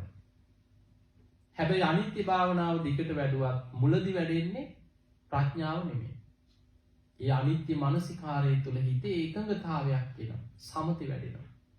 ඒ සමතේ වැඩිලා තමයි ප්‍රඥාව පැත්ත වැඩෙන්නේ. ඒ නිසා ඒකට කියනවා විදර්ශනා පූර්වාංගම සමතේ. විදර්ශනා මුල් කරගෙන සමතේ වඩනවා. කෙනෙක් සමතේ මුල් කරගෙන විදර්ශනා පැත්තට හැරෙනවා. ওই ක්‍රම දෙක තමන් මේක භාවනා කරලම තමන්ගේ හිත වැඩෙන ආකාරي නුවණ වැඩෙන ආකාරي තේරුම් ගන්න ඕන. ඊළඟට මෙහෙමයි. දැන් සාමාන්‍යයෙන් අපිට නිකන් කෙනෙක් එක කතා කරලා ඔයා මේ භාවනාව කරලා බලන්න මේක කරන්න කියලා සාකච්ඡා කරලා යම් උපදේශයක් දෙන්න පුළුවන්. ඒ උපදේශ හරියන්නත් පුළුවන් වරදින්නත් පුළුවන්. අපි ඊට පස්සේ ආයි ධර්මයට අනුව ආයි උපදෙසක් දෙනවා. එහෙනම් මෙහෙම කරලා බලන්න. ඒකත් හරියන්නත් පුළුවන් වරදින්නත් පුළුවන්. තමන් කාලයක් කරගෙන යනකොට ඒ තමන්ගේ හිත වැඩෙන ආකාරය තමන්ට දකින්න ලැබෙනවා. මතක තියාගන්න අපි කමටහන් දෙනවා තියා සාරිපුත්ත හාමුදුරුවෝ සාරිපුත්ත මහරහතන් වහන්සේ ගාව බොහෝම සද්ධාවෙන් පැවිදි වුණා ස්වාමීන් වහන්සේ නම. සාරිපුත්ත හාමුදුරුවෝ භාවනා කියලා දෙනවා මෙහෙම කරන්න. උන්වහන්සේගේ හිත වැඩෙන්නේ නැහැ. හිත විසිරෙනවා. සාරිපුත්ත හාමුදුරුවෝ භාවනා වෙනස් කර ඉගෙනුවා. ඒත් හිත විසිරෙනවා. කාලයක් උත්සාහ කරා මේ හාමුදුරන්ට භාවනාවකට හිත වඩා ගන්න බැහැ. හරීම සිල්වත්, හරීම සද්ධාවන්තයි. යම් කිය බුදුරජාණන් වහන්සේ ළඟට එක්කන් ආවා. ඇවිල්ලා කිව්වා ස්වාමීනි භාග්‍යතුන් වහන්සේ මේ මගේ ළඟ පැවිදි වෙච්ච බොහොම පින්වන්ත, බොහොම වීර්යවන්ත කෙනෙක්. මම මේ විදිහට භාවනා ක්‍රම දුන්නා උන්වහන්සේගේ හිත වැඩෙන්නේ නැහැ කියලා. බුදුරජාණන් වහන්සේ බුදු ඇසින් බැලුවා. බුදු ඇසින් බලලා කිව්වා සාරිපුත්ත එහෙනම් ඔබ මේ ගිහිල්ලා හවසට එන්න කිව්වා ගෝලයා එක්කයන්. කියලා යන්න කිව්වා. සාරිපුත්ත හාමුදුරුවෝ අවසරයි කියලා බුදුරජාණන් වහන්සේට වන්දනා කරලා අර ගෝලයාව ජේතවනාරාමේ නවත්තලා සාරිපුත්ත හාමුදුරුවෝ ඉදා වැඩියා. දැන් මේ හාමුදුරුවෝ කල්පනා කරනවා ආ බුදුහාමුදුරේ නම්ම දැන් මට හොඳ කමටහනක් දෙයි මට දැන් භාවනාව උගන්වන්නයි කියලා හිතාගෙන හිටියා. මොකුත් නැහැ. බුදුරජාණන් වහන්සේ වදාළ භික්ෂුව බාර ජේතවනේ පොකුණ තියෙනවා අතන පොකුණ ළඟට ගිහිල්ලා ඉන්නකො කියලා. මේ හාමුදුරුවෝ පොකුණ ළඟට ගිහිල්ලා පොකුණ දිහා බලාගෙන ඉන්නවා. මට මොකුත් කිව්වෙත් නැහැ, භාවනාවක් කිව්වෙත් නැහැ. තව ටිකකින් මට කතා කරන්න නැතේ. තව චුට්ටකින් බුදුහාමුදුරුවෝ කතා කරයි දැන් වැඩ ඇති කියලා හිත ඉන්නවා. ඕම හිත ඉඳලා පොකුණ දිහා බලාගෙන ඉන්නකොට පොකුණේ ලස්සන නෙළුම් මල් පිපිලා තියෙනවා. අර මල් වලට හිත ඇදිලා ගියා. අනේ හරි ලස්සනයි කියලා හිත ඇදුණා. බුදුරජාණන් වහන්සේ ගන්ධ කුටියේ ඉඳන් අර හිත දිහා බලාගෙන හිටියේ. අර මල් බලාගෙන ඉන්නේ නැද්දී පර වෙලා කුණු වෙලා වතුරේ දිය වෙලා යනවා බුද්ධ අධිෂ්ඨානේ ඉක්මනින් පේන්න සැලැස්සුවා. එතනම වාඩි වෙලා කය අනුව ගලපලා බැලුවා මගේ කයටත් මේ ඉරණවම නේද වෙන්නේ. සුළු මොහොතකින් කෙලෙසුන්ගෙන් මිදිලා රහත් වුණා. සාරිපුත්ත හාමුදුරුවෝ හවස එනකොට ගෝලයා රහත් වෙලා ඉවරයි. එතකොට බලන්න අච්චර භාවනා කියලා හිත වැඩුන්නේ නැහැ. බුදුහාමුදුරුවෝ භාවනා කිව්වෙත් නැහැ. පොඩි උපක්‍රමයකින් ධර්ම අවබෝධ කෙරෙව්වා. කේමාව බුදුහාමුදුරුවෝ දකින්නවත් කැමති වුණේ නැහැ. මන්නම් යන්නේ නැහැ කියලා බනහන්න මේ අනිත්‍යයි කිය මෙච්චර ලස්සන රූපයට ගරහනවා මං යන්නේ නැහැ කියලා බනහන්න. හැබැයි බිම්බිසාර රජුරවන්ට ඕන වුණා කොහොම හරි දේවිය වේළුවනේට යවන්න. ඒ නිසා ලස්සනට වේළුවනේ ලස්සන සුන්දරත්වය හවස වීදුකාර වෙලාව ගීතිකාවලින් ලස්සනට හැමදාම මාලිගාවේ ඇහෙන්න කියනවා. ඊට පස්සේ සේවිකාව එක්ක වේළුවනේ බලන්න ගියා. ඒත් බුදුහාමුදුරුවෝ දකින්න කැමති නැහැ. බුදුරජාණන් වහන්සේ දිහා ඈත ඉඳ හැංගිලා බැලුවා. ගොඩක් අය ළඟින් බැලුවේ නැහැ හැංගිලා බලනවනේ. හැංගිලා බලන් හිටියා. බුදුරජාණන් වහන්සේ බොහොම ලස්සන දිව්‍යාංගනාව වගේ ලස්සන දෙන්නේ බුදුහාමුදුරුවෝ දෙපැත්තේ බුදුහාමුදුරන්ට පවන් සලනවා මවල පෙන්නනවා. අනිත් අයට පේන්නේ නැහැ. කේමාවට පේනවා. ලස්සන කාන්තාව දෙන්නේ බුදුහාමුදුරන්ට දෙපසින් පවන් සලනවා. ඉස්සරහටම ගියා. බලාගෙන හිටියා. මගේ රූපේ මොකද්ද මේ අය ලස්සන. මෙච්චර ලස්සන කාන්තාවනේ බුදුහාමුදුර ළඟ ඉන්නේ දෙපැත්තේ. එහෙනම් මේ රූපේට ගරහනවා කිව්වේ බොරුවක්. මෙච්චර ලස්සනයි ඉන්නේ උන්වහන්සේ ළඟ. අරායගේ රූපේ දිහා බලාගෙන හිටියා. බුදුරජාණන් වහන්සේ අර රූපේ හේම වයසට ගිහිල්ලා එහෙම කුදු වුණා. දෙපැත්තෙන්ම පවන් සලන ගා මැදගෙන වැටුණා. කුණු වෙලා පණුව ගහලා එහෙම පොළොවට පස් වෙලා යනවා. බුද්ධ අධිෂ්ඨානෙන් ඉක්මනින් මේ ක්‍රියාවලිය සිද්ධ වෙන හැටි අධිෂ්ඨාන කළ පේන්න සැලැස්සුවා. කේමාවේ තුලම මගේ කයටත් මේ ඉරණම නේද කියලා මෙනෙහි කරා. ධර්මය අවබෝධ කරා. බුද්ධ ශාසනය පැවිදි වුණා. 80 මහා ශ්‍රාවිකාවන් අතර කෙනෙක් බවට පත් වුණා. එතකොට හිතන්න සමහර ඒ නුවණ තියෙන්නේ බුදුහාමුදුරන්ට විතරයි. කෙනෙකුගේ ධර්මාවබෝධ කිරීමේ කුසලතාවේ හරියට බලලා ඉලක්කෙට එයාගේ හිතේ අනිත්‍ය වැඩෙන විදිහට බුදුරජාණන් වහන්සේ උපක්‍රමයකින් හරි කෙටි දේශනාවකින් හරි බණකින් හරි ඒක යාට වටහලා පෙන්නනවා. ඉතින් අද අපිට බුදුරජාණන් වහන්සේ නැහැ. අද අපිට තියෙන උන්වහන්සේ දේශනා කරපු දේශනා ටික. ඒ දේශනා ඔස්සේ අපි භාවනා කර කර බණ අහමින් අපි උත්සාහයෙන් වීර්යයෙන් අපිට ගැළපෙන දේ අපි කොහොම හරි අල්ල ගන්න ඕනේ. අද අමාරුයි. ලේසි නෑ අද. අද නිවන් දකින්නවා කියන්නේ ලේසි දෙයක් නෙවෙයි. මාර්ගඵලයක් ලබනවා කියන්නේ අද ලේසි දෙයක් නෙවෙයි. රැවටෙන්න පුළුවන් ඕන තරම්. අද ලේසි දෙයක් නෙවෙයි. හැබැයි අපිට විකල්ප නැහැ මතක තියාගන්න. විකල්පයක් නැහැ. අද අමාරුයි කියලා විකල්පයක් තියනවද? විකල්ප ඉතින් අපායට වැටෙන එක තමයි තියෙන්නේ. ඒ නිසා බුදුහාමුදුරුවෝ පෙන්නවා මහණෙනි හිස ගිනිගත් කෙනෙක් ඉන්න නිවන්න මහන්සි වෙනවා වගේ. ආයුධයකින් පහරක් ආපු කෙනෙක් තුවාලේ සනීප කරගන්න වෙහෙසෙනවා වගේ අඬා හරි වෙන විකල්පයක් නැහැ. මේ ධර්මයේ ඉඳලා කොහොම හරි මේකෙන් ගැලවෙන්න වීර්ය වඩන්න. වෙන ප්‍රබේරෙන්න දෙයක් නැහැ. සතර අපායේ මහ ගෙදර කරගත්ත සංසාර ගමනක ඉන්නේ. අපි ඕන තරම් බුදුවරු දැකලා ඇති, මුණ ගැහිලා ඇති. හැබැයි ඒ කාලේ පස්සේ වැලියයි කියලා වැඩි අතෑරිය. ධර්මාවබෝධයට වීර්ය වැඩුවේ නැහැ. යන්තම් අද හරි කොහේ හරි කැරකිලා බුදුහාඳුරු පිරිනිවන් පාලා අවුරුදු 2500 ගානකට පස්සේ හරි බණක් අහලා අද වීර්ය ගන්න නිකන් හිතනවා කොහොම හරි ගැලවෙන්න ඕන කියලා. මෙතනත් බෑ පස්සට බැරියයි කියලා දැම්මොත් ආයි කවදා කොහේ කැරකිලා කොයි අපායක වැටලා කොහේ විඳෝ යන්න වෙයිද කියන්න බෑ. අන්න ඒ නිසා උත්සාහයක් ගන්න වීර්ය වඩන්න. එතකොට දැන් අපි ඇස කන නාසය ගැන චුට්ටක් බලමු. නාසය ගැන භාවනා කරලාද නැහැ. එහෙනම් නාසය ගැන චුට්ටක් බලමු. හොඳයි. සාදු සාදු සාදු.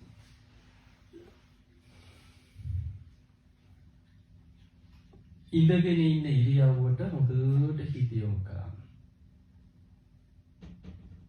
හරියට ඔබට ඉහළින් ඉන්න කෙනෙක් ඔබව දකිනවා වගේ.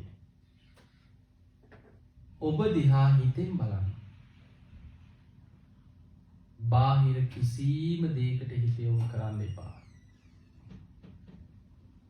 ඔබේ හිස, මුහුණ, බෙල්ල, උරහිස්, වම් අත, දකුණු අත, පපුව, ඉන, වම් කකුල දිගේ යටිපතුල දක්වාම සිහි කරන්න. දකුණු කකුල දිගේ යටිපතුල දක්වාම සිහි කරන්න.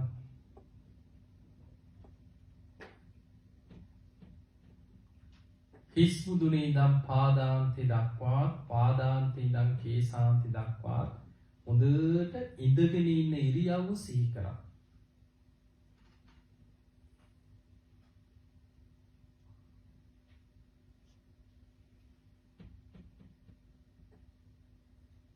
දැන් හිත යොමු කරන්න නාසයට. නාසය කියන්නේ නාම රූපයෙන් හටගත් ආයතනයක්. නාම රූප පච්චය සලආයතන.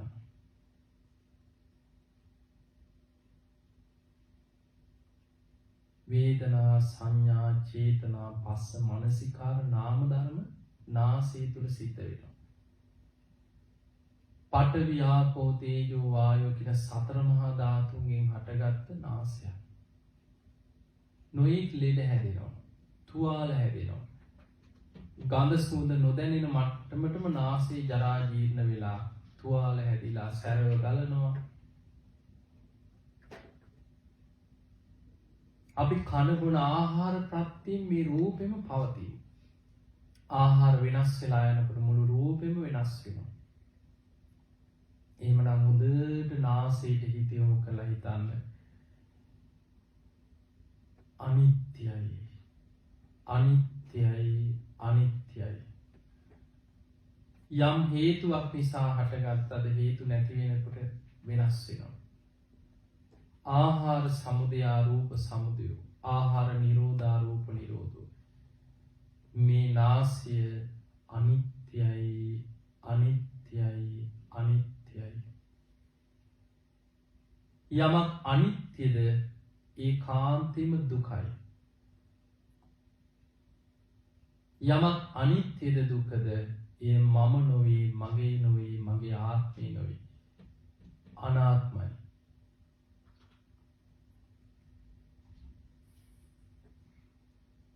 දැන් අපිට නාසය තුලින් පේනවා ලක්ෂණ තුනක් මේක අනිත්‍යයි දුකයි අනාත්මයි කියන ත්‍රිලක්ෂණය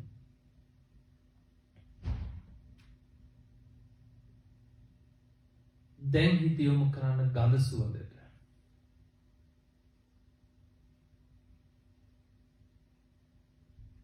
බාහිර සතර මහා ධාතු මුල් කරගෙනමයි ගඳ සුවඳ දැනෙන්නේ ඒ ගඳ සුවඳ වෙනස් වෙනවා සතර මහා ධාතුන්ගේ ස්වභාවය වෙනස් වෙන වාරයක් පාසා ගඳ සුවඳ වෙනස් වෙනවා එහෙමනම් ගඳ සුවඳ අනිත්‍යයි අනිත්‍යයි අනිත්‍යයි කියලා සිහි කරන්න නාසයයි ගඳ සුවඳයි එකතු කරලා ඒ ගඳ සුවඳ අපිට දැනෙන්නේ ගාහන විඥානය නිසා නාසයේ හටගන්න විඥානය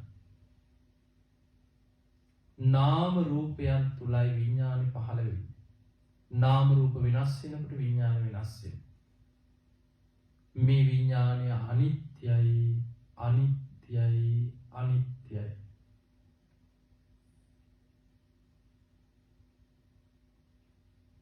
ඒ අනිත්‍ය කරුණු තුනේම එකතුව ස්පර්ශය. එහෙමනම් ස්පර්ශයත් අනිත්‍යයි. නාසයේ ස්පර්ශයෙන් ඇති වෙනවා කරුණු තුනක්. විඳීම්, හඳුනා ගැනීම, චේතනා. ගන්ධ සුවඳ නිසා විඳීම් ඇති වෙනවා. ස්පර්ශයෙන් ඇති වෙන විඳීම ස්පර්ශ වෙනත් වෙනකොට වෙනස් වෙනවා. අනිත්‍යයි. මම මගේ කියලා මට ඕන විදිහට විඳීම පවත්වන්න බෑ. අනිත්‍යයි වෙනස් වෙනවා. අනිත්‍යයි දුකයි අනාත්මයි. ඒ විඳින ගඳ සුවඳම නාසයෙන් හඳුන ගන්නවා. ගඳක්ද සුවඳක්ද සැරක්ද හඳුන ගන්නවා. සංඥාව. ස්පර්ශ වෙනස් වෙනකොට සංඥාව වෙනස් වෙනවා. අනිත්‍යයි අනිත්‍යයි අනිත්‍යයි. මම නොවේ මගේ නොවේ මගේ ආත්මෙ මම මගේ කියලා මට උන විදිහට පවත්වන්න බෑ. අනාත්මයි. ඒ විඳින ගඳ සුවඳ ගැන චේතනා පහළ වෙනවා. සංස්කාර ස්පර්ශ නිසා පහළ වෙන චේතනා ස්පර්ශ වෙනස් වෙනකොට වෙනස් වෙනවා. අනිත්‍යයි අනිත්‍යයි අනිත්‍යයි. දැන් ඔය තුල පංච උපාදානස්කන්ධෙම තියෙනවා. නාසයයි ගඳ සුවඳයි අයිති රූප උපාදානස්කන්ධෙට. නාසී ස්පර්ශයෙන් ඇති වෙන විඳීම වේදනා උපාදානස්කන්ධය. ඒ විඳින ගඳ සුවඳ හඳුනා ගැනීම සංඥා උපාදානස්කන්ධය. හඳුනාගත් ගඳ සුවඳ ගැන චේතනා පහළ වීම සංස්කාර උපාදානස්කන්ධය. ස්පර්ශයට උපකාර වෙච්ච විඥාන විඥාන උපාදානස්කන්ධය.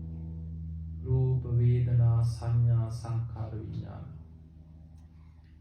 එහෙමනම් නාසය තුල හටගන්න පංච උපාදානස්කන්ධේම අනිත්‍යයි අනිත්‍යයි අනිත්‍යයි. මම නොවේ මගේ නොවේ මගේ ආත්මය නොවේ. මම මගේ කියලා මට උන විදිහට පවත්වන්න බෑ. අනිත්‍යයි.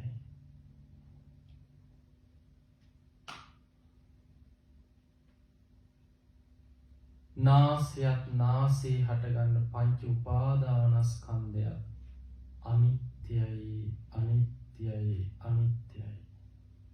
මම නොවේ මගේ නොවේ මගේ ආත්මය නොවේ. අනිත්‍ය දුක්ඛ අනාත්ම කියන ත්‍රිලක්ෂණයමයි ඊතර තියෙන්නේ. හොඳට නුවණින් විමසන්න. හේතුඵල වශයෙන් විමස බලන්න.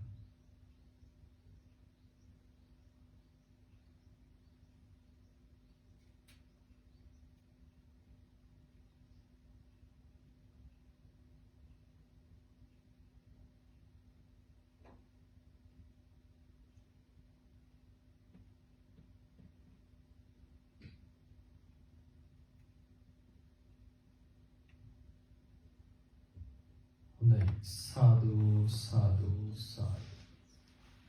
පින්තුනි ඔබට බොහොම සරලව තේරුම් ගන්න පුළුවන් විදිහට ඇස කන නාසය ගැන කෙටියෙන් කොහොමද අපි පංච උපාදානස්කන්ධය හොයාගෙන ආයතන හයේ පංච උපාදානස්කන්ධ විදර්ශනාව භාවනාවක් වශයෙන් යෝනිසෝ මනසිකාරයෙන් විදර්ශනා පැත්ත වඩන්නේ කියලා තමයි සරලව කියලා දුන්නේ. බුදුහාඳුරු දේශනා කරනවා මහණෙනි සතෙකුට කෑම ටිකක් දුන්නොත් ආත්ම 100ක් ආනිසංසයි. මිත්‍යා දෘෂ්ටිකයෙකුට දුස්සීලයෙකුට අසරණයෙකුට කන්න ටිකක් දුන්නොත් ආත්ම 1000ක් ආනිසංසයි. ඊළඟට සිල්වත් ගුණවත් කෙනෙක් එයා මොන දෘෂ්ටියේ හිටියත් ආත්ම දසදහසක් ආනිසංසයි. කර්මඵල විශ්වාස කරන සිල්වතෙකුට ආහාර වේලක් දුන්නොත් ආත්ම ලක්ෂයක් ආනිසංසයි. එතනින් එහා සෝවාන් මාර්ගයේ වඩන කෙනාට අනන්තයි අප්‍රමේයයි. සෝවාන් ඵලයට පත්වෙච්ච කෙනා අනන්තයි අප්‍රමේයයි. ඊළඟට සකදාගාමී මාර්ගයේ සකදාගාමී ඵලයේ අරහත් මාර්ගයේ අරහත් ඵලයේ පසේ බුදුවරු බුදුහාඳුර දේශනා කරන මහණෙනි බුදු කෙනෙකුට දානයක් දෙනවටත් වඩා බුද්ධ ප්‍රමුඛ සංඝයාට දන් දීම අනන්තයි අප්‍රමේයයි. ඕම විස්තර කරලා දේශනා කරන මහණෙනි මෛත්‍රී සමාධිය වඩනවා නම් ඒකේ ආනිසංසය සියල්ලටත් වඩා අනන්තයි අප්‍රමේයයි. කොහොම විස්තර කළා අවසානයේ කෙලවරේ පෙන්නවා මිල කරන්න බැරි ප්‍රමාණ කරන්න බැරි අප්‍රමාණම පින තමයි කිව්වා. අසුරු සැනක් ගහන වෙලාවක් හරි අනිත්‍ය මානසිකාරය වඩනවා නම් ඒ පින අනන්තයි අප්‍රමේයයි. එහෙමනම් අපි මේ පංච උපාදානස්කන්ධය ආයතන හය අනිත්‍යයි කියලා සිහි කරනවා කියන්නේ විදර්ශනා වශයෙන් බලනවා කියන්නේ ඒ තුල වැඩෙන ප්‍රඥාව පින කුසලයේ විශේෂයෙන් කුසලයේ ධර්මාවබෝධයට උපකාර වෙන කුසලය අපිට ප්‍රමාණ කරන්න බැරි. මේ නිසා අද දවසේ උතුම් සීලයක පිළිහිටලා අද දවසේ උදේ වරු උදෑසන කාලේ අපි අනිත්‍ය ගැන මෙනෙහි කළා. අනිත්‍ය ගැන යම් මට්ටමින් හරි දැන් ඔබට තේරුමක් තියෙනවා කොහොමද විදර්ශනා වඩන්නේ. ওই විදිහට දිව ශරීරයේ මනස ආයතන හයම අරගෙන භාවනා කරන්න. එක පාට දැන් කෙනෙකුට ওই ආයතන හයම අරගෙන පැයක් විතර භාවනා කරන්න පුළුවන් කාලයක් ඉහා. නමුත් අපිට එක පාට හිත පිහිටවන්න බෑ. ඒ නිසා එක ආයතනින් ආයතන ගාන විනාඩි 10 හරි මෙනෙහි කරන්න. ඔය ටිකම තමයි ගොඩක් දුරට බණ ඇහුවත් අපි ওই පැත්තෙන් තමයි ධර්මාවබෝධයට අදාළ දේශනා අහන්නේ. ඊළඟට වාහනයක ගියත් පුටුවක වාඩි වෙලා හිටියත් ධර්ම සම්මර්ෂණය කරන නිකන් හිතන්නේ මේ ඇහැ අනිත්‍යයි. මේක ලෙඩ වෙනවා, ජරාවටපත් වෙනවා, නාම රූප නිසා හටගන්නේ. කොහොමද මේ හේතුඵල වශයෙන් විමසීමස බලන්නේ. ඒක තමයි ධර්ම සම්මර්ෂණය. එතකොට ඔන්න ඔය කාරණා ටික පුරුදු කරන්න අද ඔබට කියලා දුන්නා නිවන් දොරටු 6ක්. මතකද? දැන් සාරාංශයක්. බණ භාවනා දේශනාව දැන් ඉවරයි. දැන් සාරාංශයක්. බලමු මතකද කියලා. පිවිෂන් එකක් දැන්. මොකද්ද කියලා දුන්නේ? නිවන් දොරටු කීයක් තියෙනවද? 6යි. කාටද 6ම මතක? පළවෙනි එක මොකද්ද? බණ ඇසීම නිවන් දොරටුව. ඊළඟට ධර්ම දේශනා කිරීම නිවන් දොරටුව. ඊළඟට ධර්ම සම්මර්ෂණය නිවන් දොරටුව. ඊළඟට ධර්ම සාකච්ඡා කිරීම නිවන් දොරටුව. ඊළඟට අර්ථ විමසමින් ධර්ම සජ්ජායනා කිරීම නිවන් දොරටුව. භාවනාව නිවන් දොරටුව. ඔය පහම කරන්න. එකක් කරනකොට අනිත් එකට ගරහන්න පුරුදු වෙන්න එපා. බොහෝ වෙලාවට අපි සමාජය දකිනවන්නේ. අපි භාවනා කරනකොට අපිට සමානලාවට මතක තියාගන්න මේ ධර්මයේ වඩනකොට ප්‍රධානම බාධාව තමයි මාන්නයක් එනවා. නිකන් චුට්ටක් භාවනා කරපුවාම හිතෙනවා හරි මම තමයි දැන් වැඩකාරය. අපි භාවනා කරනවා අනිත් අය මුන් මේ භාවනා කරන්නේ නැහැ. අන්න එහෙමයි කියන්නේ. ඔය නිකන් බණ අහලා ඉන්නවා. මුන් කරන භාවනාවක් නැහැ. ඕවා කරලා හරියනවද? ඔය මේ පින්කම් කරගෙන නිකන් සාදු කී පෙරහැරවල් ගන්න යනවා. ඕවා කරලා හරියනවද? අන්න එහෙම කිය පින්කම් කරන කෙනාට ගරහනවා ඊට පස්සේ. බණ අහන එකට බනිනවා. මේ බණ අහලා ඉඳලා හරියන්නේ නැහැ. ඕවා අහලා හරියනවද කියලා හිතන. අපි තමන්ට හිතෙනවා මම දැන් උසස් කෙනෙක් මම මේ භාවනා කරනවා මම තමයි දැන් වැඩකාරය මම තමයි මේ හරියට මේක වැඩි අල්ලගත්තේ කියලා. අපි දන්නේම නෑ අපි තුල මාන්නයක් වැඩිලා. ඒ නිසා ධර්මයේ වැඩෙන්න නිහතමානී වෙන්න ඕන.